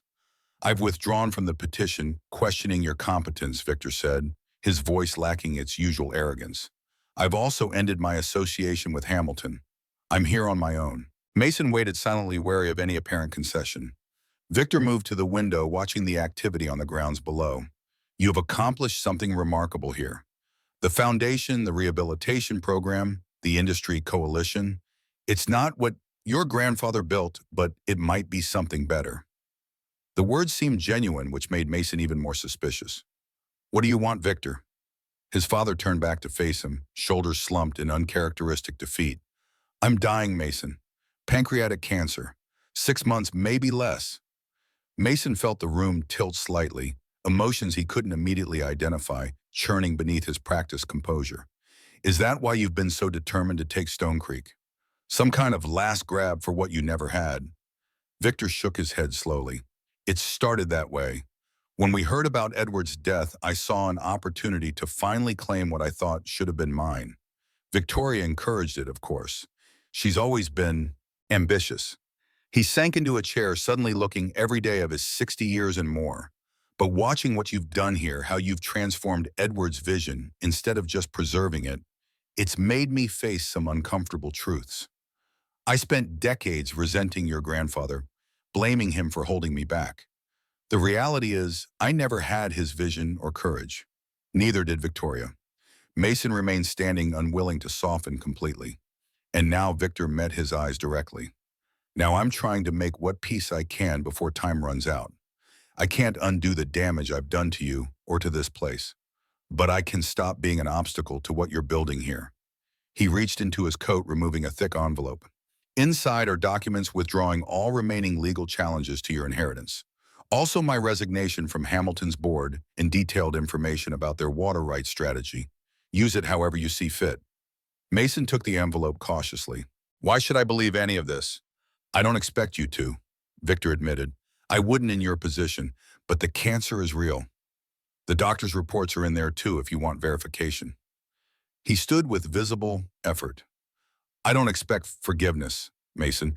God knows I don't deserve it. But I wanted you to know that at least one of your parents finally recognizes the remarkable man you've become, despite us not because of us. When Victor had gone, Mason sat alone in the study, the envelope unopened on his grandfather's desk.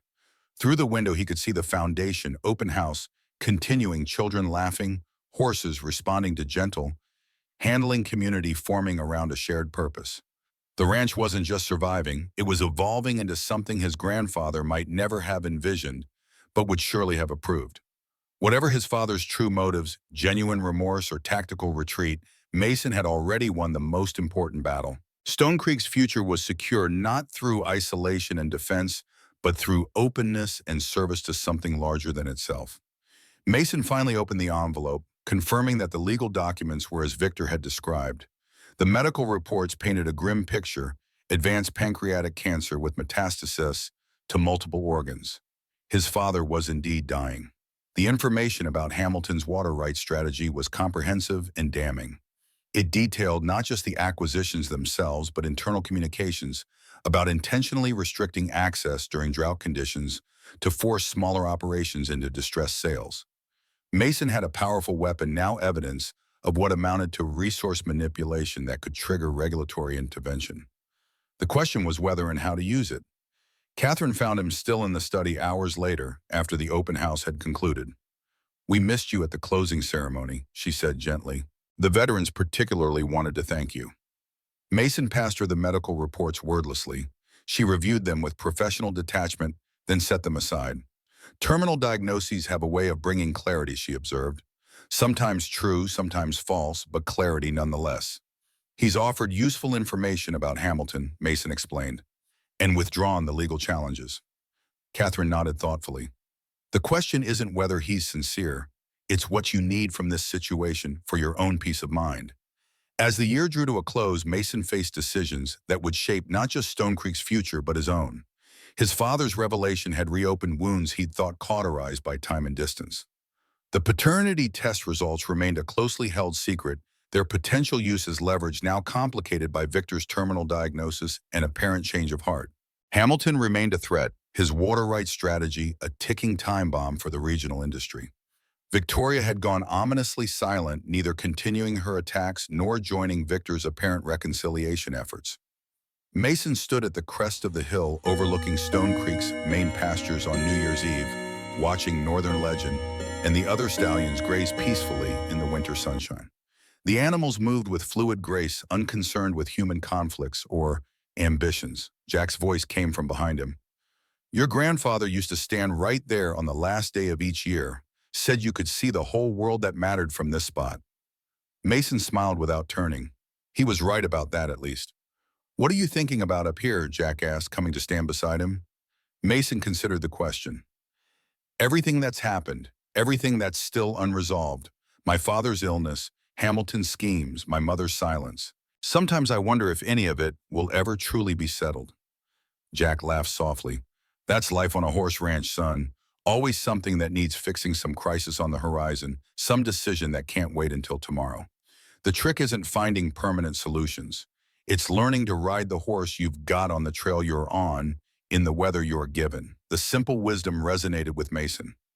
For months, he'd been seeking definitive resolution to the challenges facing Stone Creek. Perhaps that was the wrong approach. Like the breeding programs that looked generations ahead, some processes couldn't be rushed to conclusion. They required patience, adaptability, and faith in fundamental principles. As they turned to walk back toward the main house, Jack placed a weathered hand on Mason's shoulder. "You know what your grandfather used to say? The land was here before us, and it'll be here after us. Our job isn't to own it, but to be worthy of our time with it." Mason nodded, feeling the truth of the words settle into his bones. Whatever came next with Hamilton, with his parents, with the challenges of drought and industry pressures, the fundamental question remained the same. What was he building here, and would it outlast him, as his grandfather's work had outlasted Edward?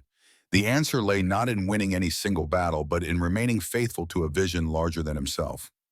Stone Creek wasn't just land and horses and buildings. It was a living legacy, one that had survived his grandfather's passing and would survive whatever trials lay ahead. Spring arrived at Stone Creek with a burst of new life. Foaling season brought a crop of long-legged newcomers, Northern Legends offspring prominent among them, with their distinctive markings and proud carriage. The rehabilitation program expanded to accommodate twice as many retired racehorses, their second careers as therapy animals proving even more successful than anticipated. Mason had settled into a rhythm at the ranch, his days filled with breeding decisions, foundation work, and strategic planning. The industry had largely accepted him now, not just as Edward's heir, but as a leader in his own right.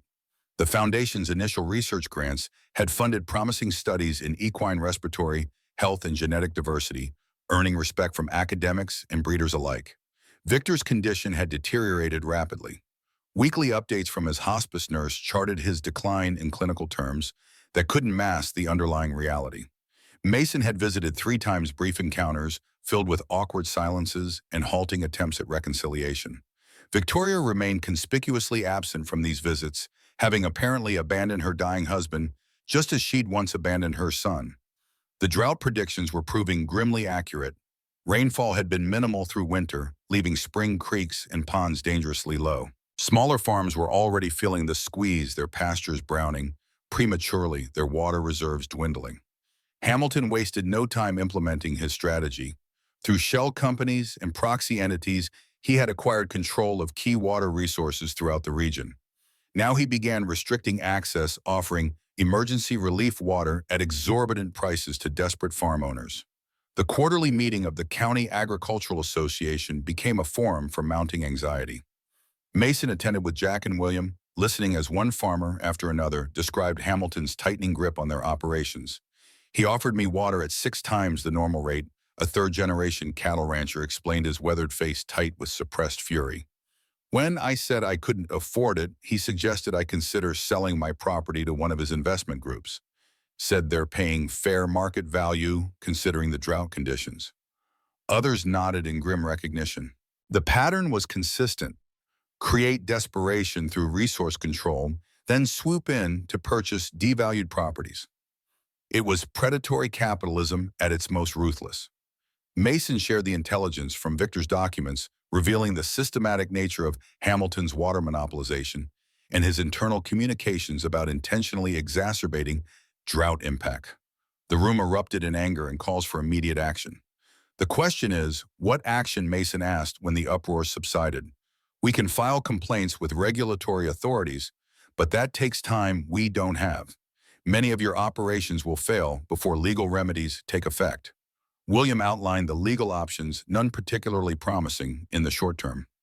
Water rights law was notoriously complex, and Hamilton had structured his acquisitions to remain technically within legal boundaries while violating their spirit. "We need immediate relief and long-term protection," Mason concluded. He glanced around the room at the faces of men and women whose families had worked this land for generations. "If we approach this individually, Hamilton picks us off one by one. If we stand together, we might have a chance." From this meeting emerged the Central Valley Water Cooperative, a legal entity allowing landowners to pool their existing water rights and resources while sharing infrastructure costs. Mason offered Stone Creek's considerable water reserves as the cooperative's foundation, with engineering expertise from the ranch's staff, to develop more efficient irrigation systems and water-sharing mechanisms. "Mason, we can't afford to give away our water," William cautioned privately after the meeting. "Not with the drought projections we're facing." "We're not giving it away," Mason replied. "We're investing it. If half these operations fail, what happens to the local economy? To the support businesses we all rely on, feed suppliers, equipment, dealers, veterinary services. What happens to land prices when Hamilton's companies are the only buyers? We're not being charitable, we're being strategic." Hamilton's response was swift and vindictive. He filed lawsuits against the cooperative, claiming it violated existing water rights agreements. He pressured banks to withdraw financing from cooperative members. He launched a public relations campaign suggesting the arrangement was a scheme for Stone Creek to control smaller farms. The morning Mason was to testify before the State Water Resources Board, Catherine sought him out with urgent news. Victor had taken a dramatic turn for the worse. His doctors didn't expect him to last more than 24 or 48 hours. Mason faced an impossible choice: proceed with testimony critical to countering Hamilton's water strategy, or be with his father in his final hours. The conflict between personal obligation and community responsibility tore at him. After a moment of silence, Catherine touched his arm gently. "You know what he'd want you to do." Mason nodded, the decision crystallizing. He would testify as planned. Victor, whatever his faults, would understand prioritizing the fight against Hamilton, perhaps the only truly meaningful legacy the older man might claim in a life otherwise defined by selfishness and failure. The hearing room was packed with farmers, ranchers, and industry representatives. Hamilton sat in the front row, flanked by attorneys and PR specialists, his expression confident. He clearly expected Mason's testimony to be emotional, but legally inconsequential. Instead, Mason presented a meticulously documented case. He introduced meteorological data showing drought patterns alongside maps of Hamilton's water rights acquisitions, visual evidence of systematic resource capture. He shared testimony from farmers who had been pressured to sell their land. Most damaging, he presented internal communications from Hamilton's organization explicitly discussing how to leverage drought conditions for property acquisition. "This isn't about normal business competition," Mason concluded. "It's about monopolizing a public resource to deliberately harm agricultural operations with generations of history in this region. The cooperative we've formed isn't seeking special treatment or exemptions.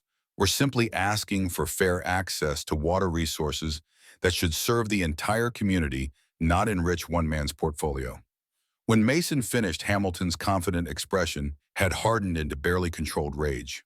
The board members huddled in whispered consultation before announcing they would expedite their decision process given the urgent conditions. Mason left the hearing to drive directly to the hospice facility. He arrived to find a nurse waiting anxiously. "Mr. Grant has been asking for you," she explained, ushering him toward Victor's room. "He's been holding on, I think, just to see you." Victor lay diminished in the hospital bed, skin yellowed from liver failure, breath shallow and labored. His eyes sunken in their sockets brightened slightly at Mason's approach. "You came," he whispered through cracked lips. Mason sat beside him, words suddenly inadequate in the face of mortality. "Of course I did." Victor's hand trembled as he reached for Mason's. "Hamilton, did you stop him?" "The hearing went well," Mason assured him. "The board seemed receptive. We have a good chance." A ghost of Victor's old smile flickered across his face. "Good. Never did like that smug bastard." They sat in silence for several minutes, the rhythmic hiss of oxygen the only sound. Mason wondered what possible conversation could bridge the chasm of abandonment lies and recent reconciliation attempts between them. Victor saved him the trouble. "I know about the paternity test. Edward told me years ago." Mason stiffened in surprise. "You knew I wasn't biologically yours?" Victor's laugh dissolved into a painful cough. "Of course. Why do you think I could walk away so easily? Easier to abandon someone who isn't really yours." The casual cruelty of the admission stole Mason's breath. Even now, Victor framed his abandonment as somehow logical, almost justified. "That's not how being a father works," Mason said finally. "Biology isn't what makes a parent." Victor's eyes closed briefly in acknowledgement. "You're right. Just another failure to add to my list." He drew a rattling breath. "Do you know who your biological father is?" Mason shook his head. "The test results only confirmed you weren't. There was no match to identify who was." Victor's lips twitched in what might have been amusement. "Your mother had many secrets. That was part of her appeal initially. The mystery." He gripped Mason's hand with surprising strength. "I'm sorry, son, for everything." The word son hung between them, its meaning complicated by biology, yet undeniable in their shared history. Mason stayed until Victor drifted into unconsciousness, his breathing increasingly labored. The nurse gently suggested he get some rest. They would call if any changes occurred overnight. Driving back to Stone Creek, under a star-filled sky, Mason felt strangely hollow. The impending death of a parent, even one who had caused so much pain, created a vacuum that no neat resolution could fill. Victor's apology changed nothing about the past, yet somehow altered the shape of the future, removing a weight Mason hadn't realized he still carried. He arrived at the ranch to find Jack waiting on the porch, a rare cigarette glowing in the darkness. Bad habit from the war, Jack explained, noticing Mason's surprise. Only indulge on the hard days. Mason sank into the adjoining chair, emotionally drained. Victor's dying. Jack nodded, exhaling a stream of smoke. Figured as much from your expression. How'd it go? Mason considered the question's multiple layers. He knew that I wasn't biologically his. All this time he knew. Jack's silence stretched long enough that Mason wondered if he'd heard. Finally, the older man stubbed out his cigarette with deliberate care. Some men aren't meant to be fathers, Jack said. Not because they can't be, but because they won't be. Won't make the sacrifices, won't put someone else first. Has nothing to do with biology and everything to do with character. He stood his silhouette solid against the night sky. Edward was more your father than Victor ever was. Blood's just chemistry. Family's a choice. The call came at dawn. Victor had passed peacefully in his sleep. Mason received the news with a complicated mix of grief, relief, and lingering anger that no deathbed conversation could fully resolve. The funeral was sparsely attended, a testament to how thoroughly Victor had alienated friends and business associates over the years. Victoria made a brief appearance, designer black dress and oversized sunglasses, creating the appropriate widow aesthetic, though her dry eyes and frequent glances at her watch suggested impatience rather than mourning. Mason approached her after the service, their first interaction since the confrontation at Stone Creek months earlier. She assessed him coolly, as if calculating his net worth rather than greeting her only child at her husband's funeral. "Well, you got what you wanted," she said, her voice pitched for privacy despite the public setting. The ranch Victor's capitulation, now his death.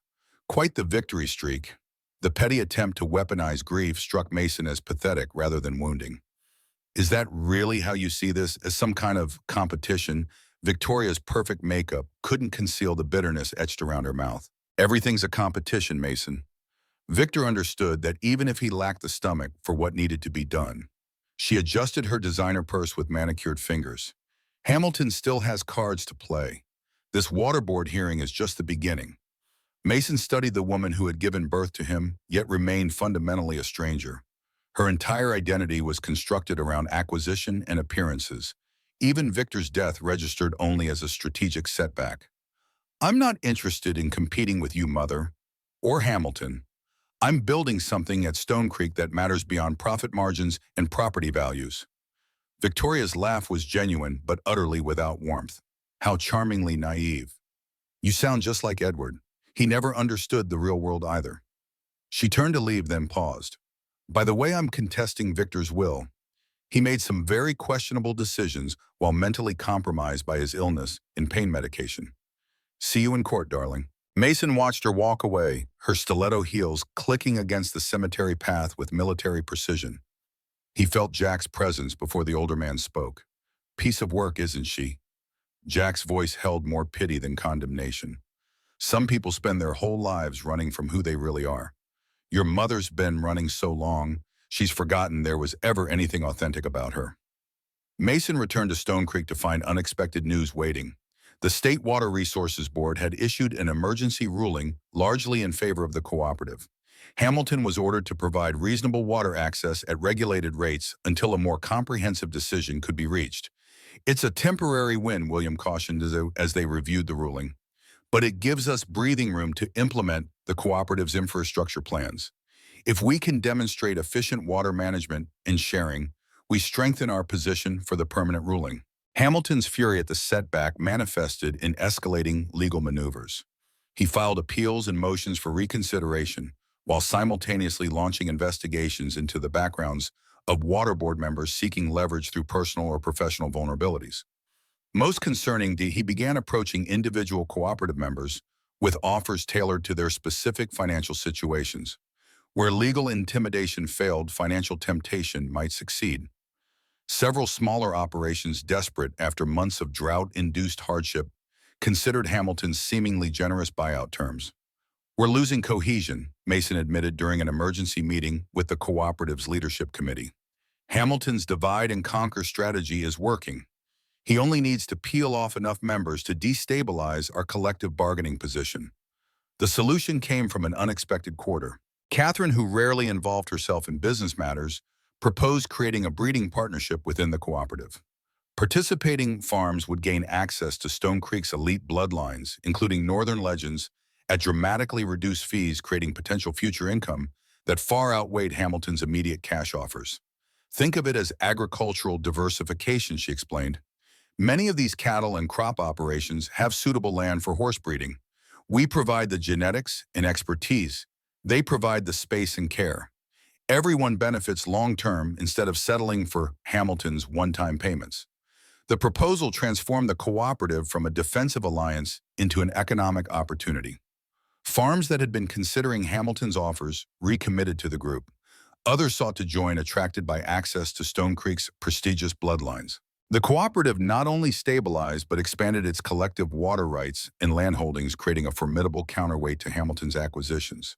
While these business maneuvers played out, Mason continued developing the rehabilitation program for retired racehorses. What had begun as a strategic public relations move had evolved into a genuine mission.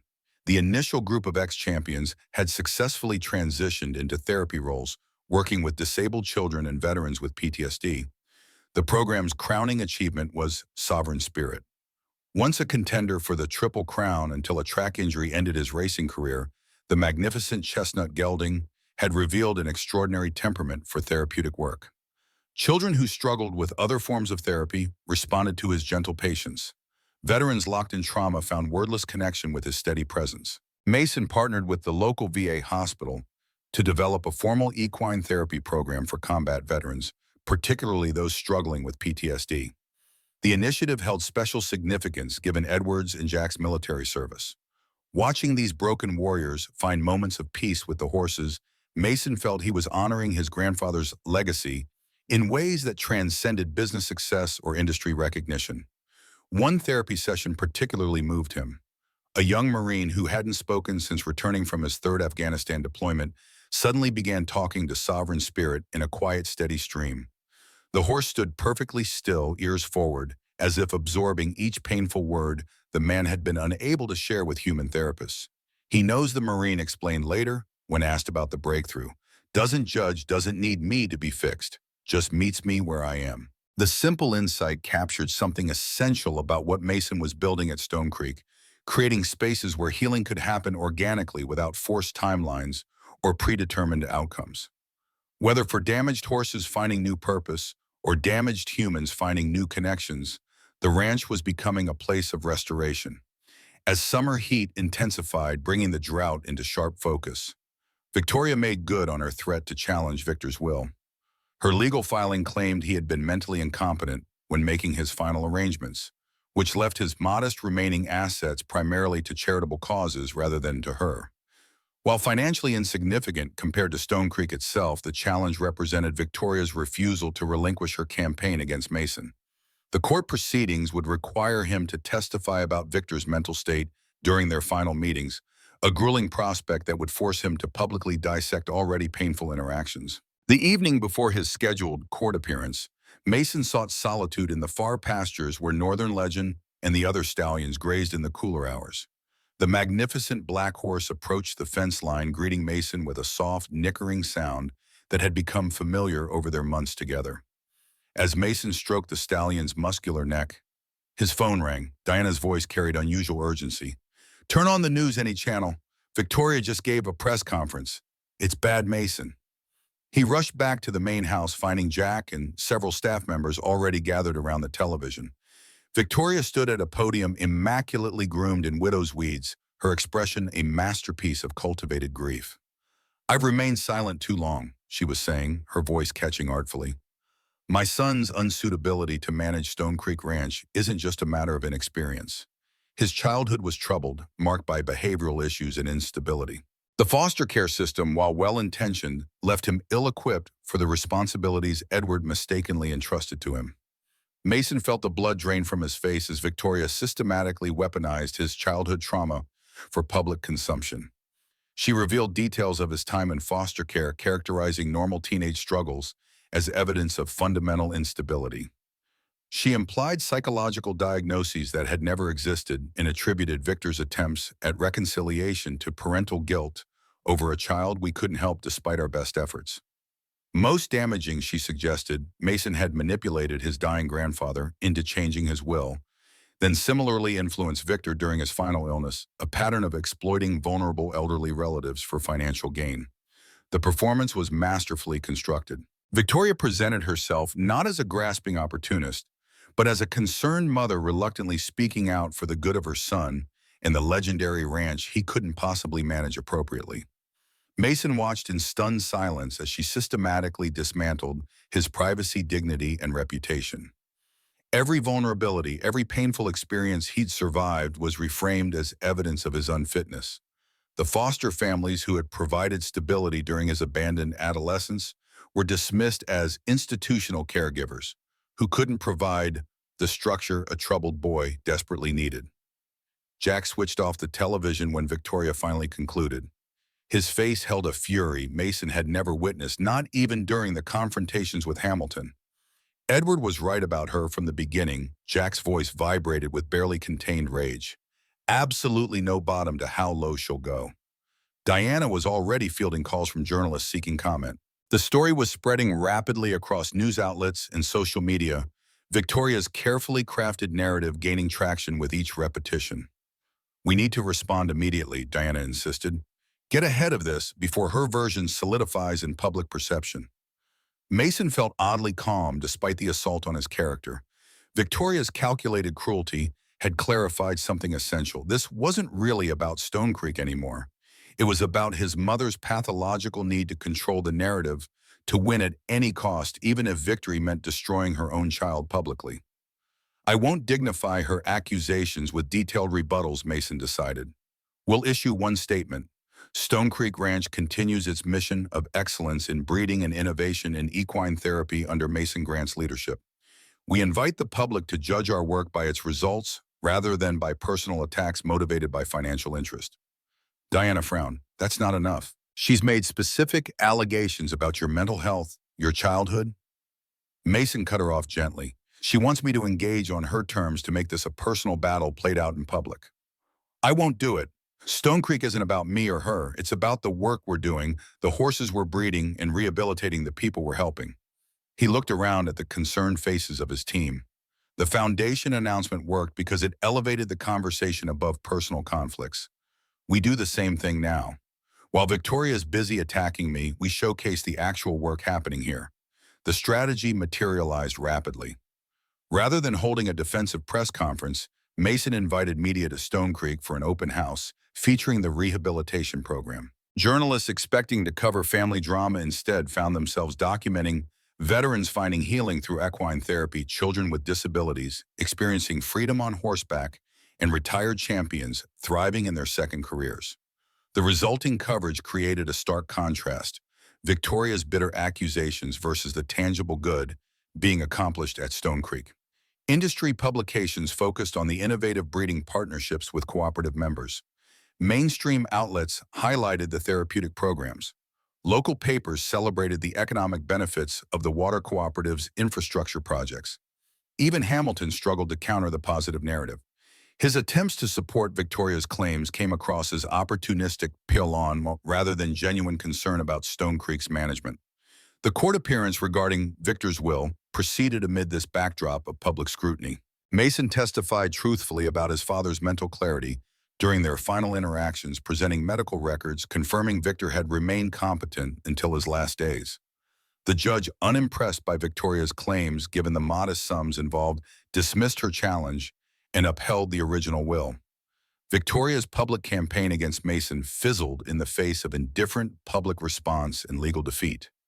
Her final communication came in the form of a terse email. "You've won this round through your grandfather's connections and influence. Enjoy your victory while it lasts. Some truths can't stay buried forever." The cryptic threat troubled Mason less than it might have months earlier. Whatever truths Victoria believed she still held in reserve seemed inconsequential compared to the public dissection she'd already attempted. He had survived her most vicious attack. Anything further would likely seem like desperate flailing. With Victoria neutralized, Hamilton remained the primary threat to Stone Creek's future. The temporary water board ruling had blunted his immediate strategy, but everyone understood the final decision could reverse their provisional victory. Hamilton's legal team continued filing motions and briefs, each more creatively argued than the last. What they're doing is technically legal, but ethically indefensible, Reynolds explained during a strategy session. They're exploiting regulatory gaps and jurisdictional overlaps in water law. It's sophisticated and extremely difficult to counter through normal channels. Mason considered their limited options. The cooperative had expanded its membership and influence, but Hamilton's financial resources far outstripped their collective capacity for prolonged legal battles.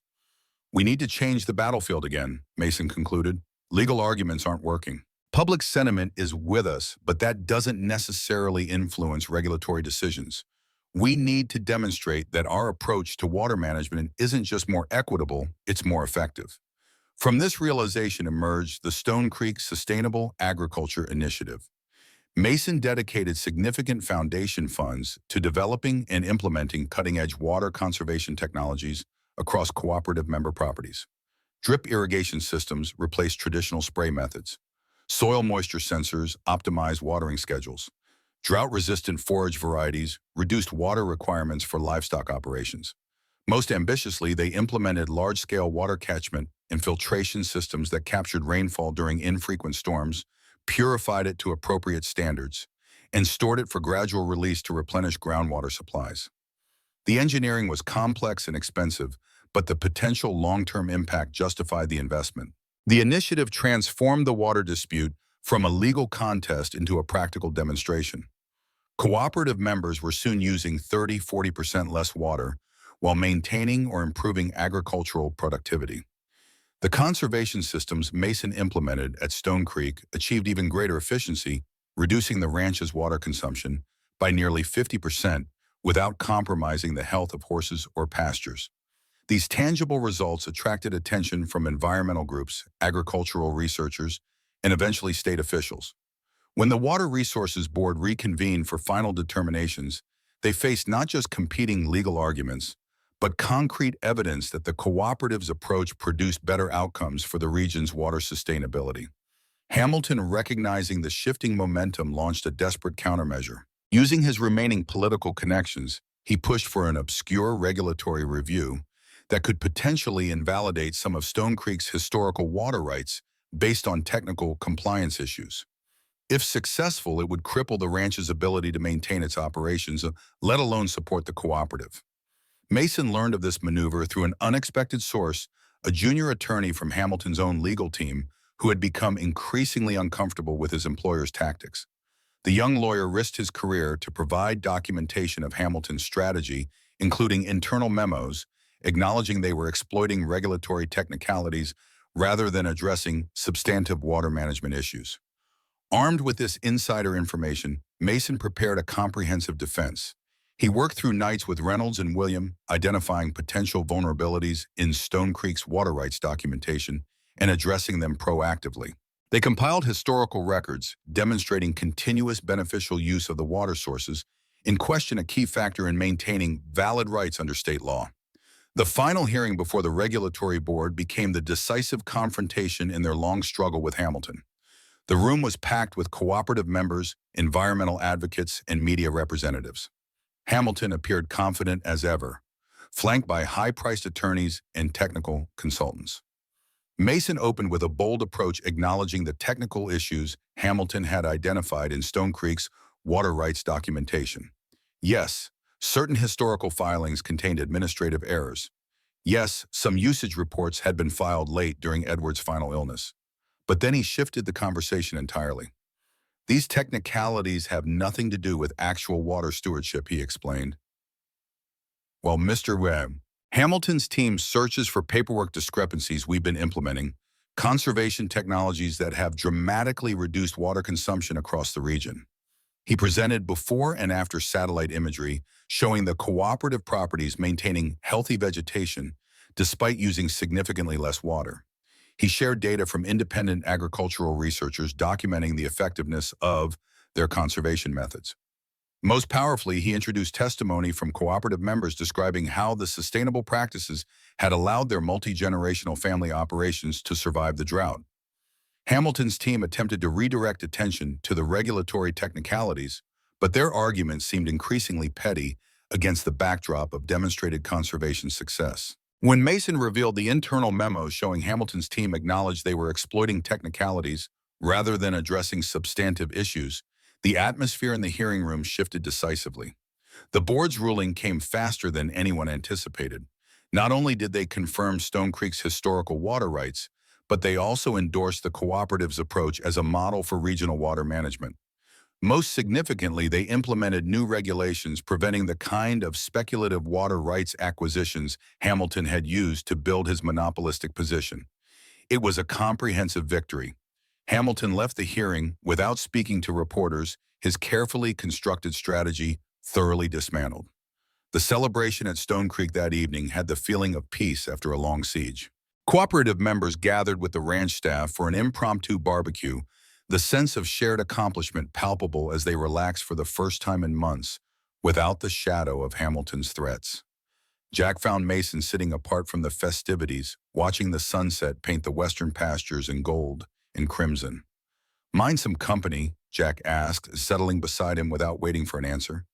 They sat in companionable silence for several minutes, the distant sounds of laughter and conversation washing over them. "Your grandfather faced Hamilton 3 times over the years," Jack finally said. "Beat him twice, fought him to a draw once. But he never defeated him this completely. You didn't just win, you changed the rules, so he can't try the same tactics again." Mason smiled slightly. "I had advantages, Grandpa didn't. The foundation, resources, the cooperative structure, all of you supporting me." Jack shook his head. "Edward had money and friends too. What he didn't have was your particular vision.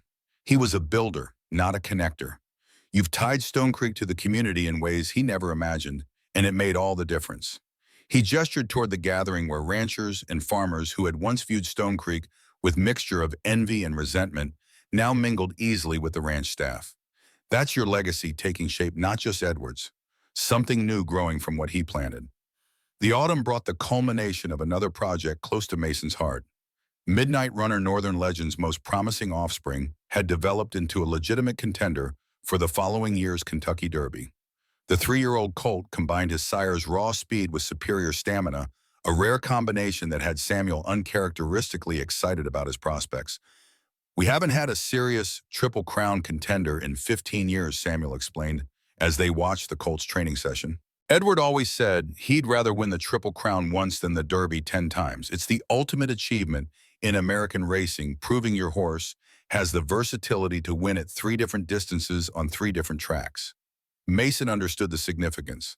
Only 13 horses had ever accomplished the feat of winning the Kentucky Derby, Preakness Stakes, and Belmont Stakes in a single season. Stone Creek had come close several times under Edward's leadership, but never claimed the crown jewel of thoroughbred racing. The possibility of achieving what had eluded his grandfather added emotional weight to Midnight Runner's development. Mason found himself increasingly involved in training decisions, balancing Samuel's expertise with his own growing understanding of thoroughbred psychology and physiology. Catherine monitored the colt's health with extraordinary attention to detail, implementing cutting-edge preventive care protocols developed through foundation research. The goal wasn't just preparing him for the grueling Triple Crown campaign, but ensuring he emerged from it healthy enough for a long breeding career afterward. As winter approached, Mason took stock of all he had accomplished in just over a year since inheriting Stone Creek. The ranch wasn't just surviving, it was thriving in ways Edward might never have envisioned. The breeding operation remained elite while becoming more accessible through the cooperative partnerships. The rehabilitation program had expanded to serve hundreds of veterans and children annually. The Foundation's research grants were advancing equine health across the industry. Most gratifying was the transformation of Stone Creek from an isolated showpiece into a community resource. Edward had built a sanctuary. Mason had opened its gates without compromising its excellence. He stood on the main house porch on Christmas Eve, watching snow dust the paddocks and training rings. Jack joined him, offering a steaming mug of coffee spiked with holiday bourbon. "Hell of a year, kid," Jack observed, his breath fogging in the cold air. Edward would be proud. Different kind of proud than he expected maybe, but proud nonetheless. Mason sipped the coffee, feeling the warmth spread through his chest. Different how Jack considered the question carefully. Edward built Stone Creek to prove something, that he could create the best breeding operation in the country through sheer will and expertise. It was a magnificent achievement, but it was also a kind of fortress. His excellence against the world. He gestured toward the grounds where lights glowed from the rehabilitation center and therapy stables areas that would have been dark under Edward's management. You've turned it into something that serves a purpose beyond itself. Excellence is still the standard, but it's excellence in service of something larger. That's a different kind of legacy, maybe a better one. Mason reflected on his grandfather's complicated life. The war experiences that had shaped him, the single-minded dedication to building Stone Creek, the bitter estrangement from his daughter and grandson. Edward had achieved extraordinary success by conventional measures, yet died essentially alone but for loyal employees like Jack. I wonder sometimes if he was happy, Mason mused. Really happy, not just satisfied with his accomplishments. Jack's laugh held equal measures of affection and exasperation. Happy Edward. He wasn't built for happiness the way most people think of it. He was built for purpose. His joy came from doing what he believed mattered and doing it better than anyone else thought possible. The old ranch manager turned to face Mason fully. You're more like him than you realize, not in your methods, but in your core. You both have that rare quality of genuine conviction. The difference is you've figured out how to bring people along with you instead of dragging them behind you. As the new year dawned, Mason faced a decision about Midnight Runner's Triple Crown campaign.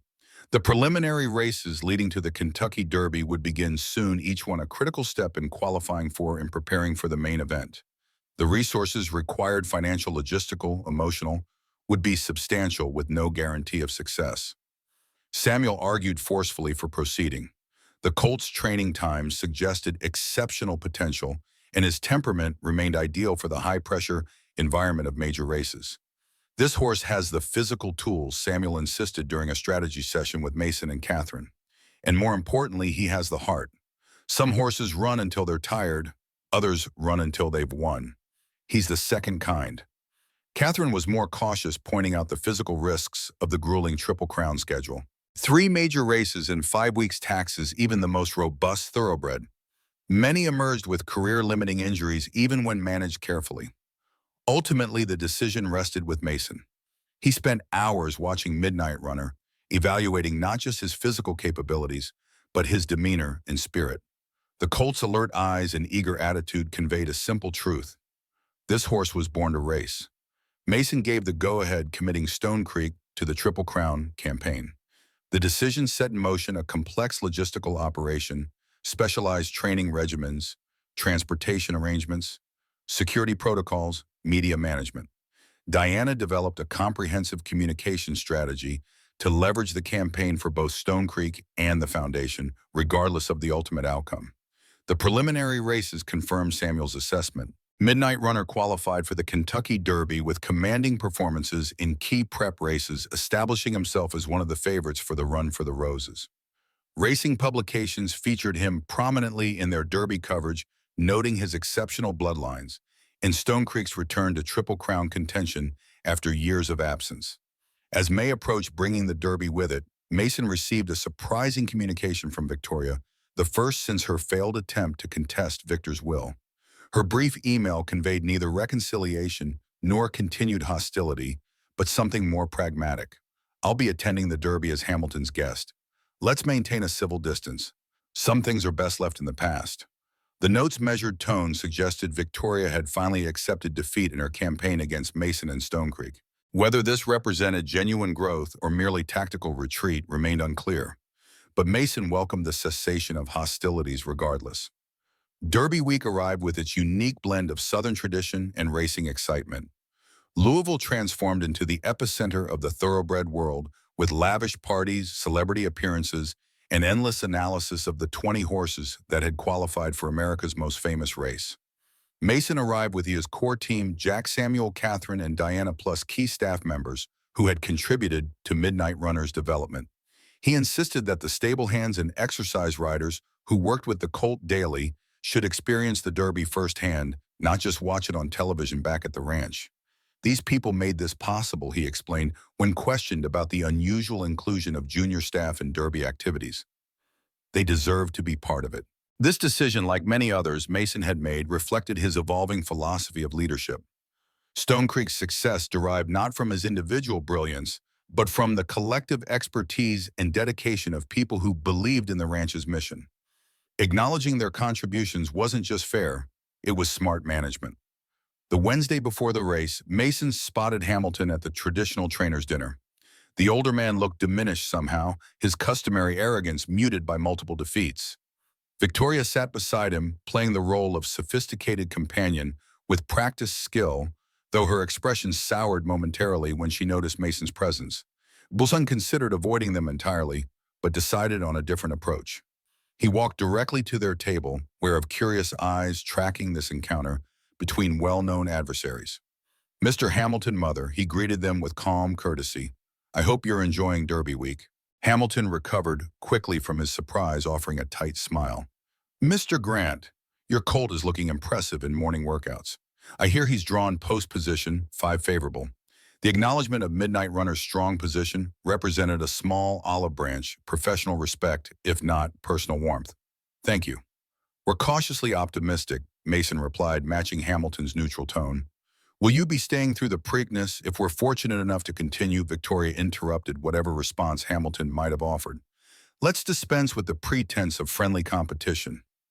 You've won some battles, Mason, but the war isn't over. Hamilton may have retreated, but I haven't forgotten what you've taken from me. Her bitter words drew uncomfortable glances from nearby diners. Hamilton himself looked pained at her lack of social grace in such a public setting. Mason regarded his mother with something approaching pity. I haven't taken anything from you that you didn't willingly discard long ago, including me. The only war has been the one you've insisted on waging, and you're its only casualty. He nodded politely to Hamilton and walked away, leaving Victoria sputtering ineffectually behind him. Whatever power she had once held over him through maternal obligation or childhood memories had dissipated entirely. She was simply a troubled woman whose approval or disapproval no longer mattered. Derby Day dawned clear and perfect, the twin spires of Churchill Downs etched against a flawless blue sky. Midnight Runner had become the morning line favorite after impressive workouts. His odds shortened to 3-1 by the time the crowds began filling the historic track. Mason watched the preliminary races from Stone Creek's private box, surrounded by his team and cooperative members he'd invited to share the experience. The atmosphere was electric with anticipation. Conversations flowing between technical assessments of the track conditions and more emotional reflections on Edward's long quest for Triple Crown glory. In the paddock before the race, Mason stood with Samuel as they made final adjustments to Midnight Runner's equipment. The colt was surprisingly calm amid the Derby chaos, his intelligent eyes taking in the spectacle with curious interest rather than anxiety. He's ready, Samuel said, his normally taciturn demeanor softened by evident pride. Whatever happens out there, this horse has shown us he belongs here. That's a victory in itself. Mason nodded, understanding the wisdom in the trainer's words. They had already succeeded by developing a thoroughbred capable of competing at this elite level. The actual race result, while important, represented just one moment in the longer journey of building Stone Creek's legacy. The traditional playing of My Old Kentucky Home brought tears to the eyes of racing purists. The Derby's pageantry, the garland of roses awaiting the winner, the mint juleps raised in celebration, the elaborate hats and fashions connected modern participants to generations of racing history. As the horses loaded into the starting gate, Mason joined the others in the owner's section near the finish line. Jack stood beside him, as much family as employee after all they had weathered together. Your grandfather watched 6 derbies from this exact spot, Jack remarked, his voice thick with memory. Came close twice. Never quite got there. Then the gates opened, and 20 of the world's finest 3-year-old thoroughbreds exploded onto the track. The deafening roar of the crowd washed over them as 150,000 voices united in the unique excitement that only the Kentucky Derby could generate. Midnight Runner broke cleanly from Gate 5, settling into good position as the field thundered past the stands for the first time. His jockey executed the strategy they had planned perfectly, keeping the colt just off the leader's pace, preserving energy for the final push. As they rounded the far turn, Midnight Runner began his move, accelerating with the fluid grace that had distinguished him from earliest training. He passed horses on the outside, steadily advancing toward the leaders as they entered the final straightaway.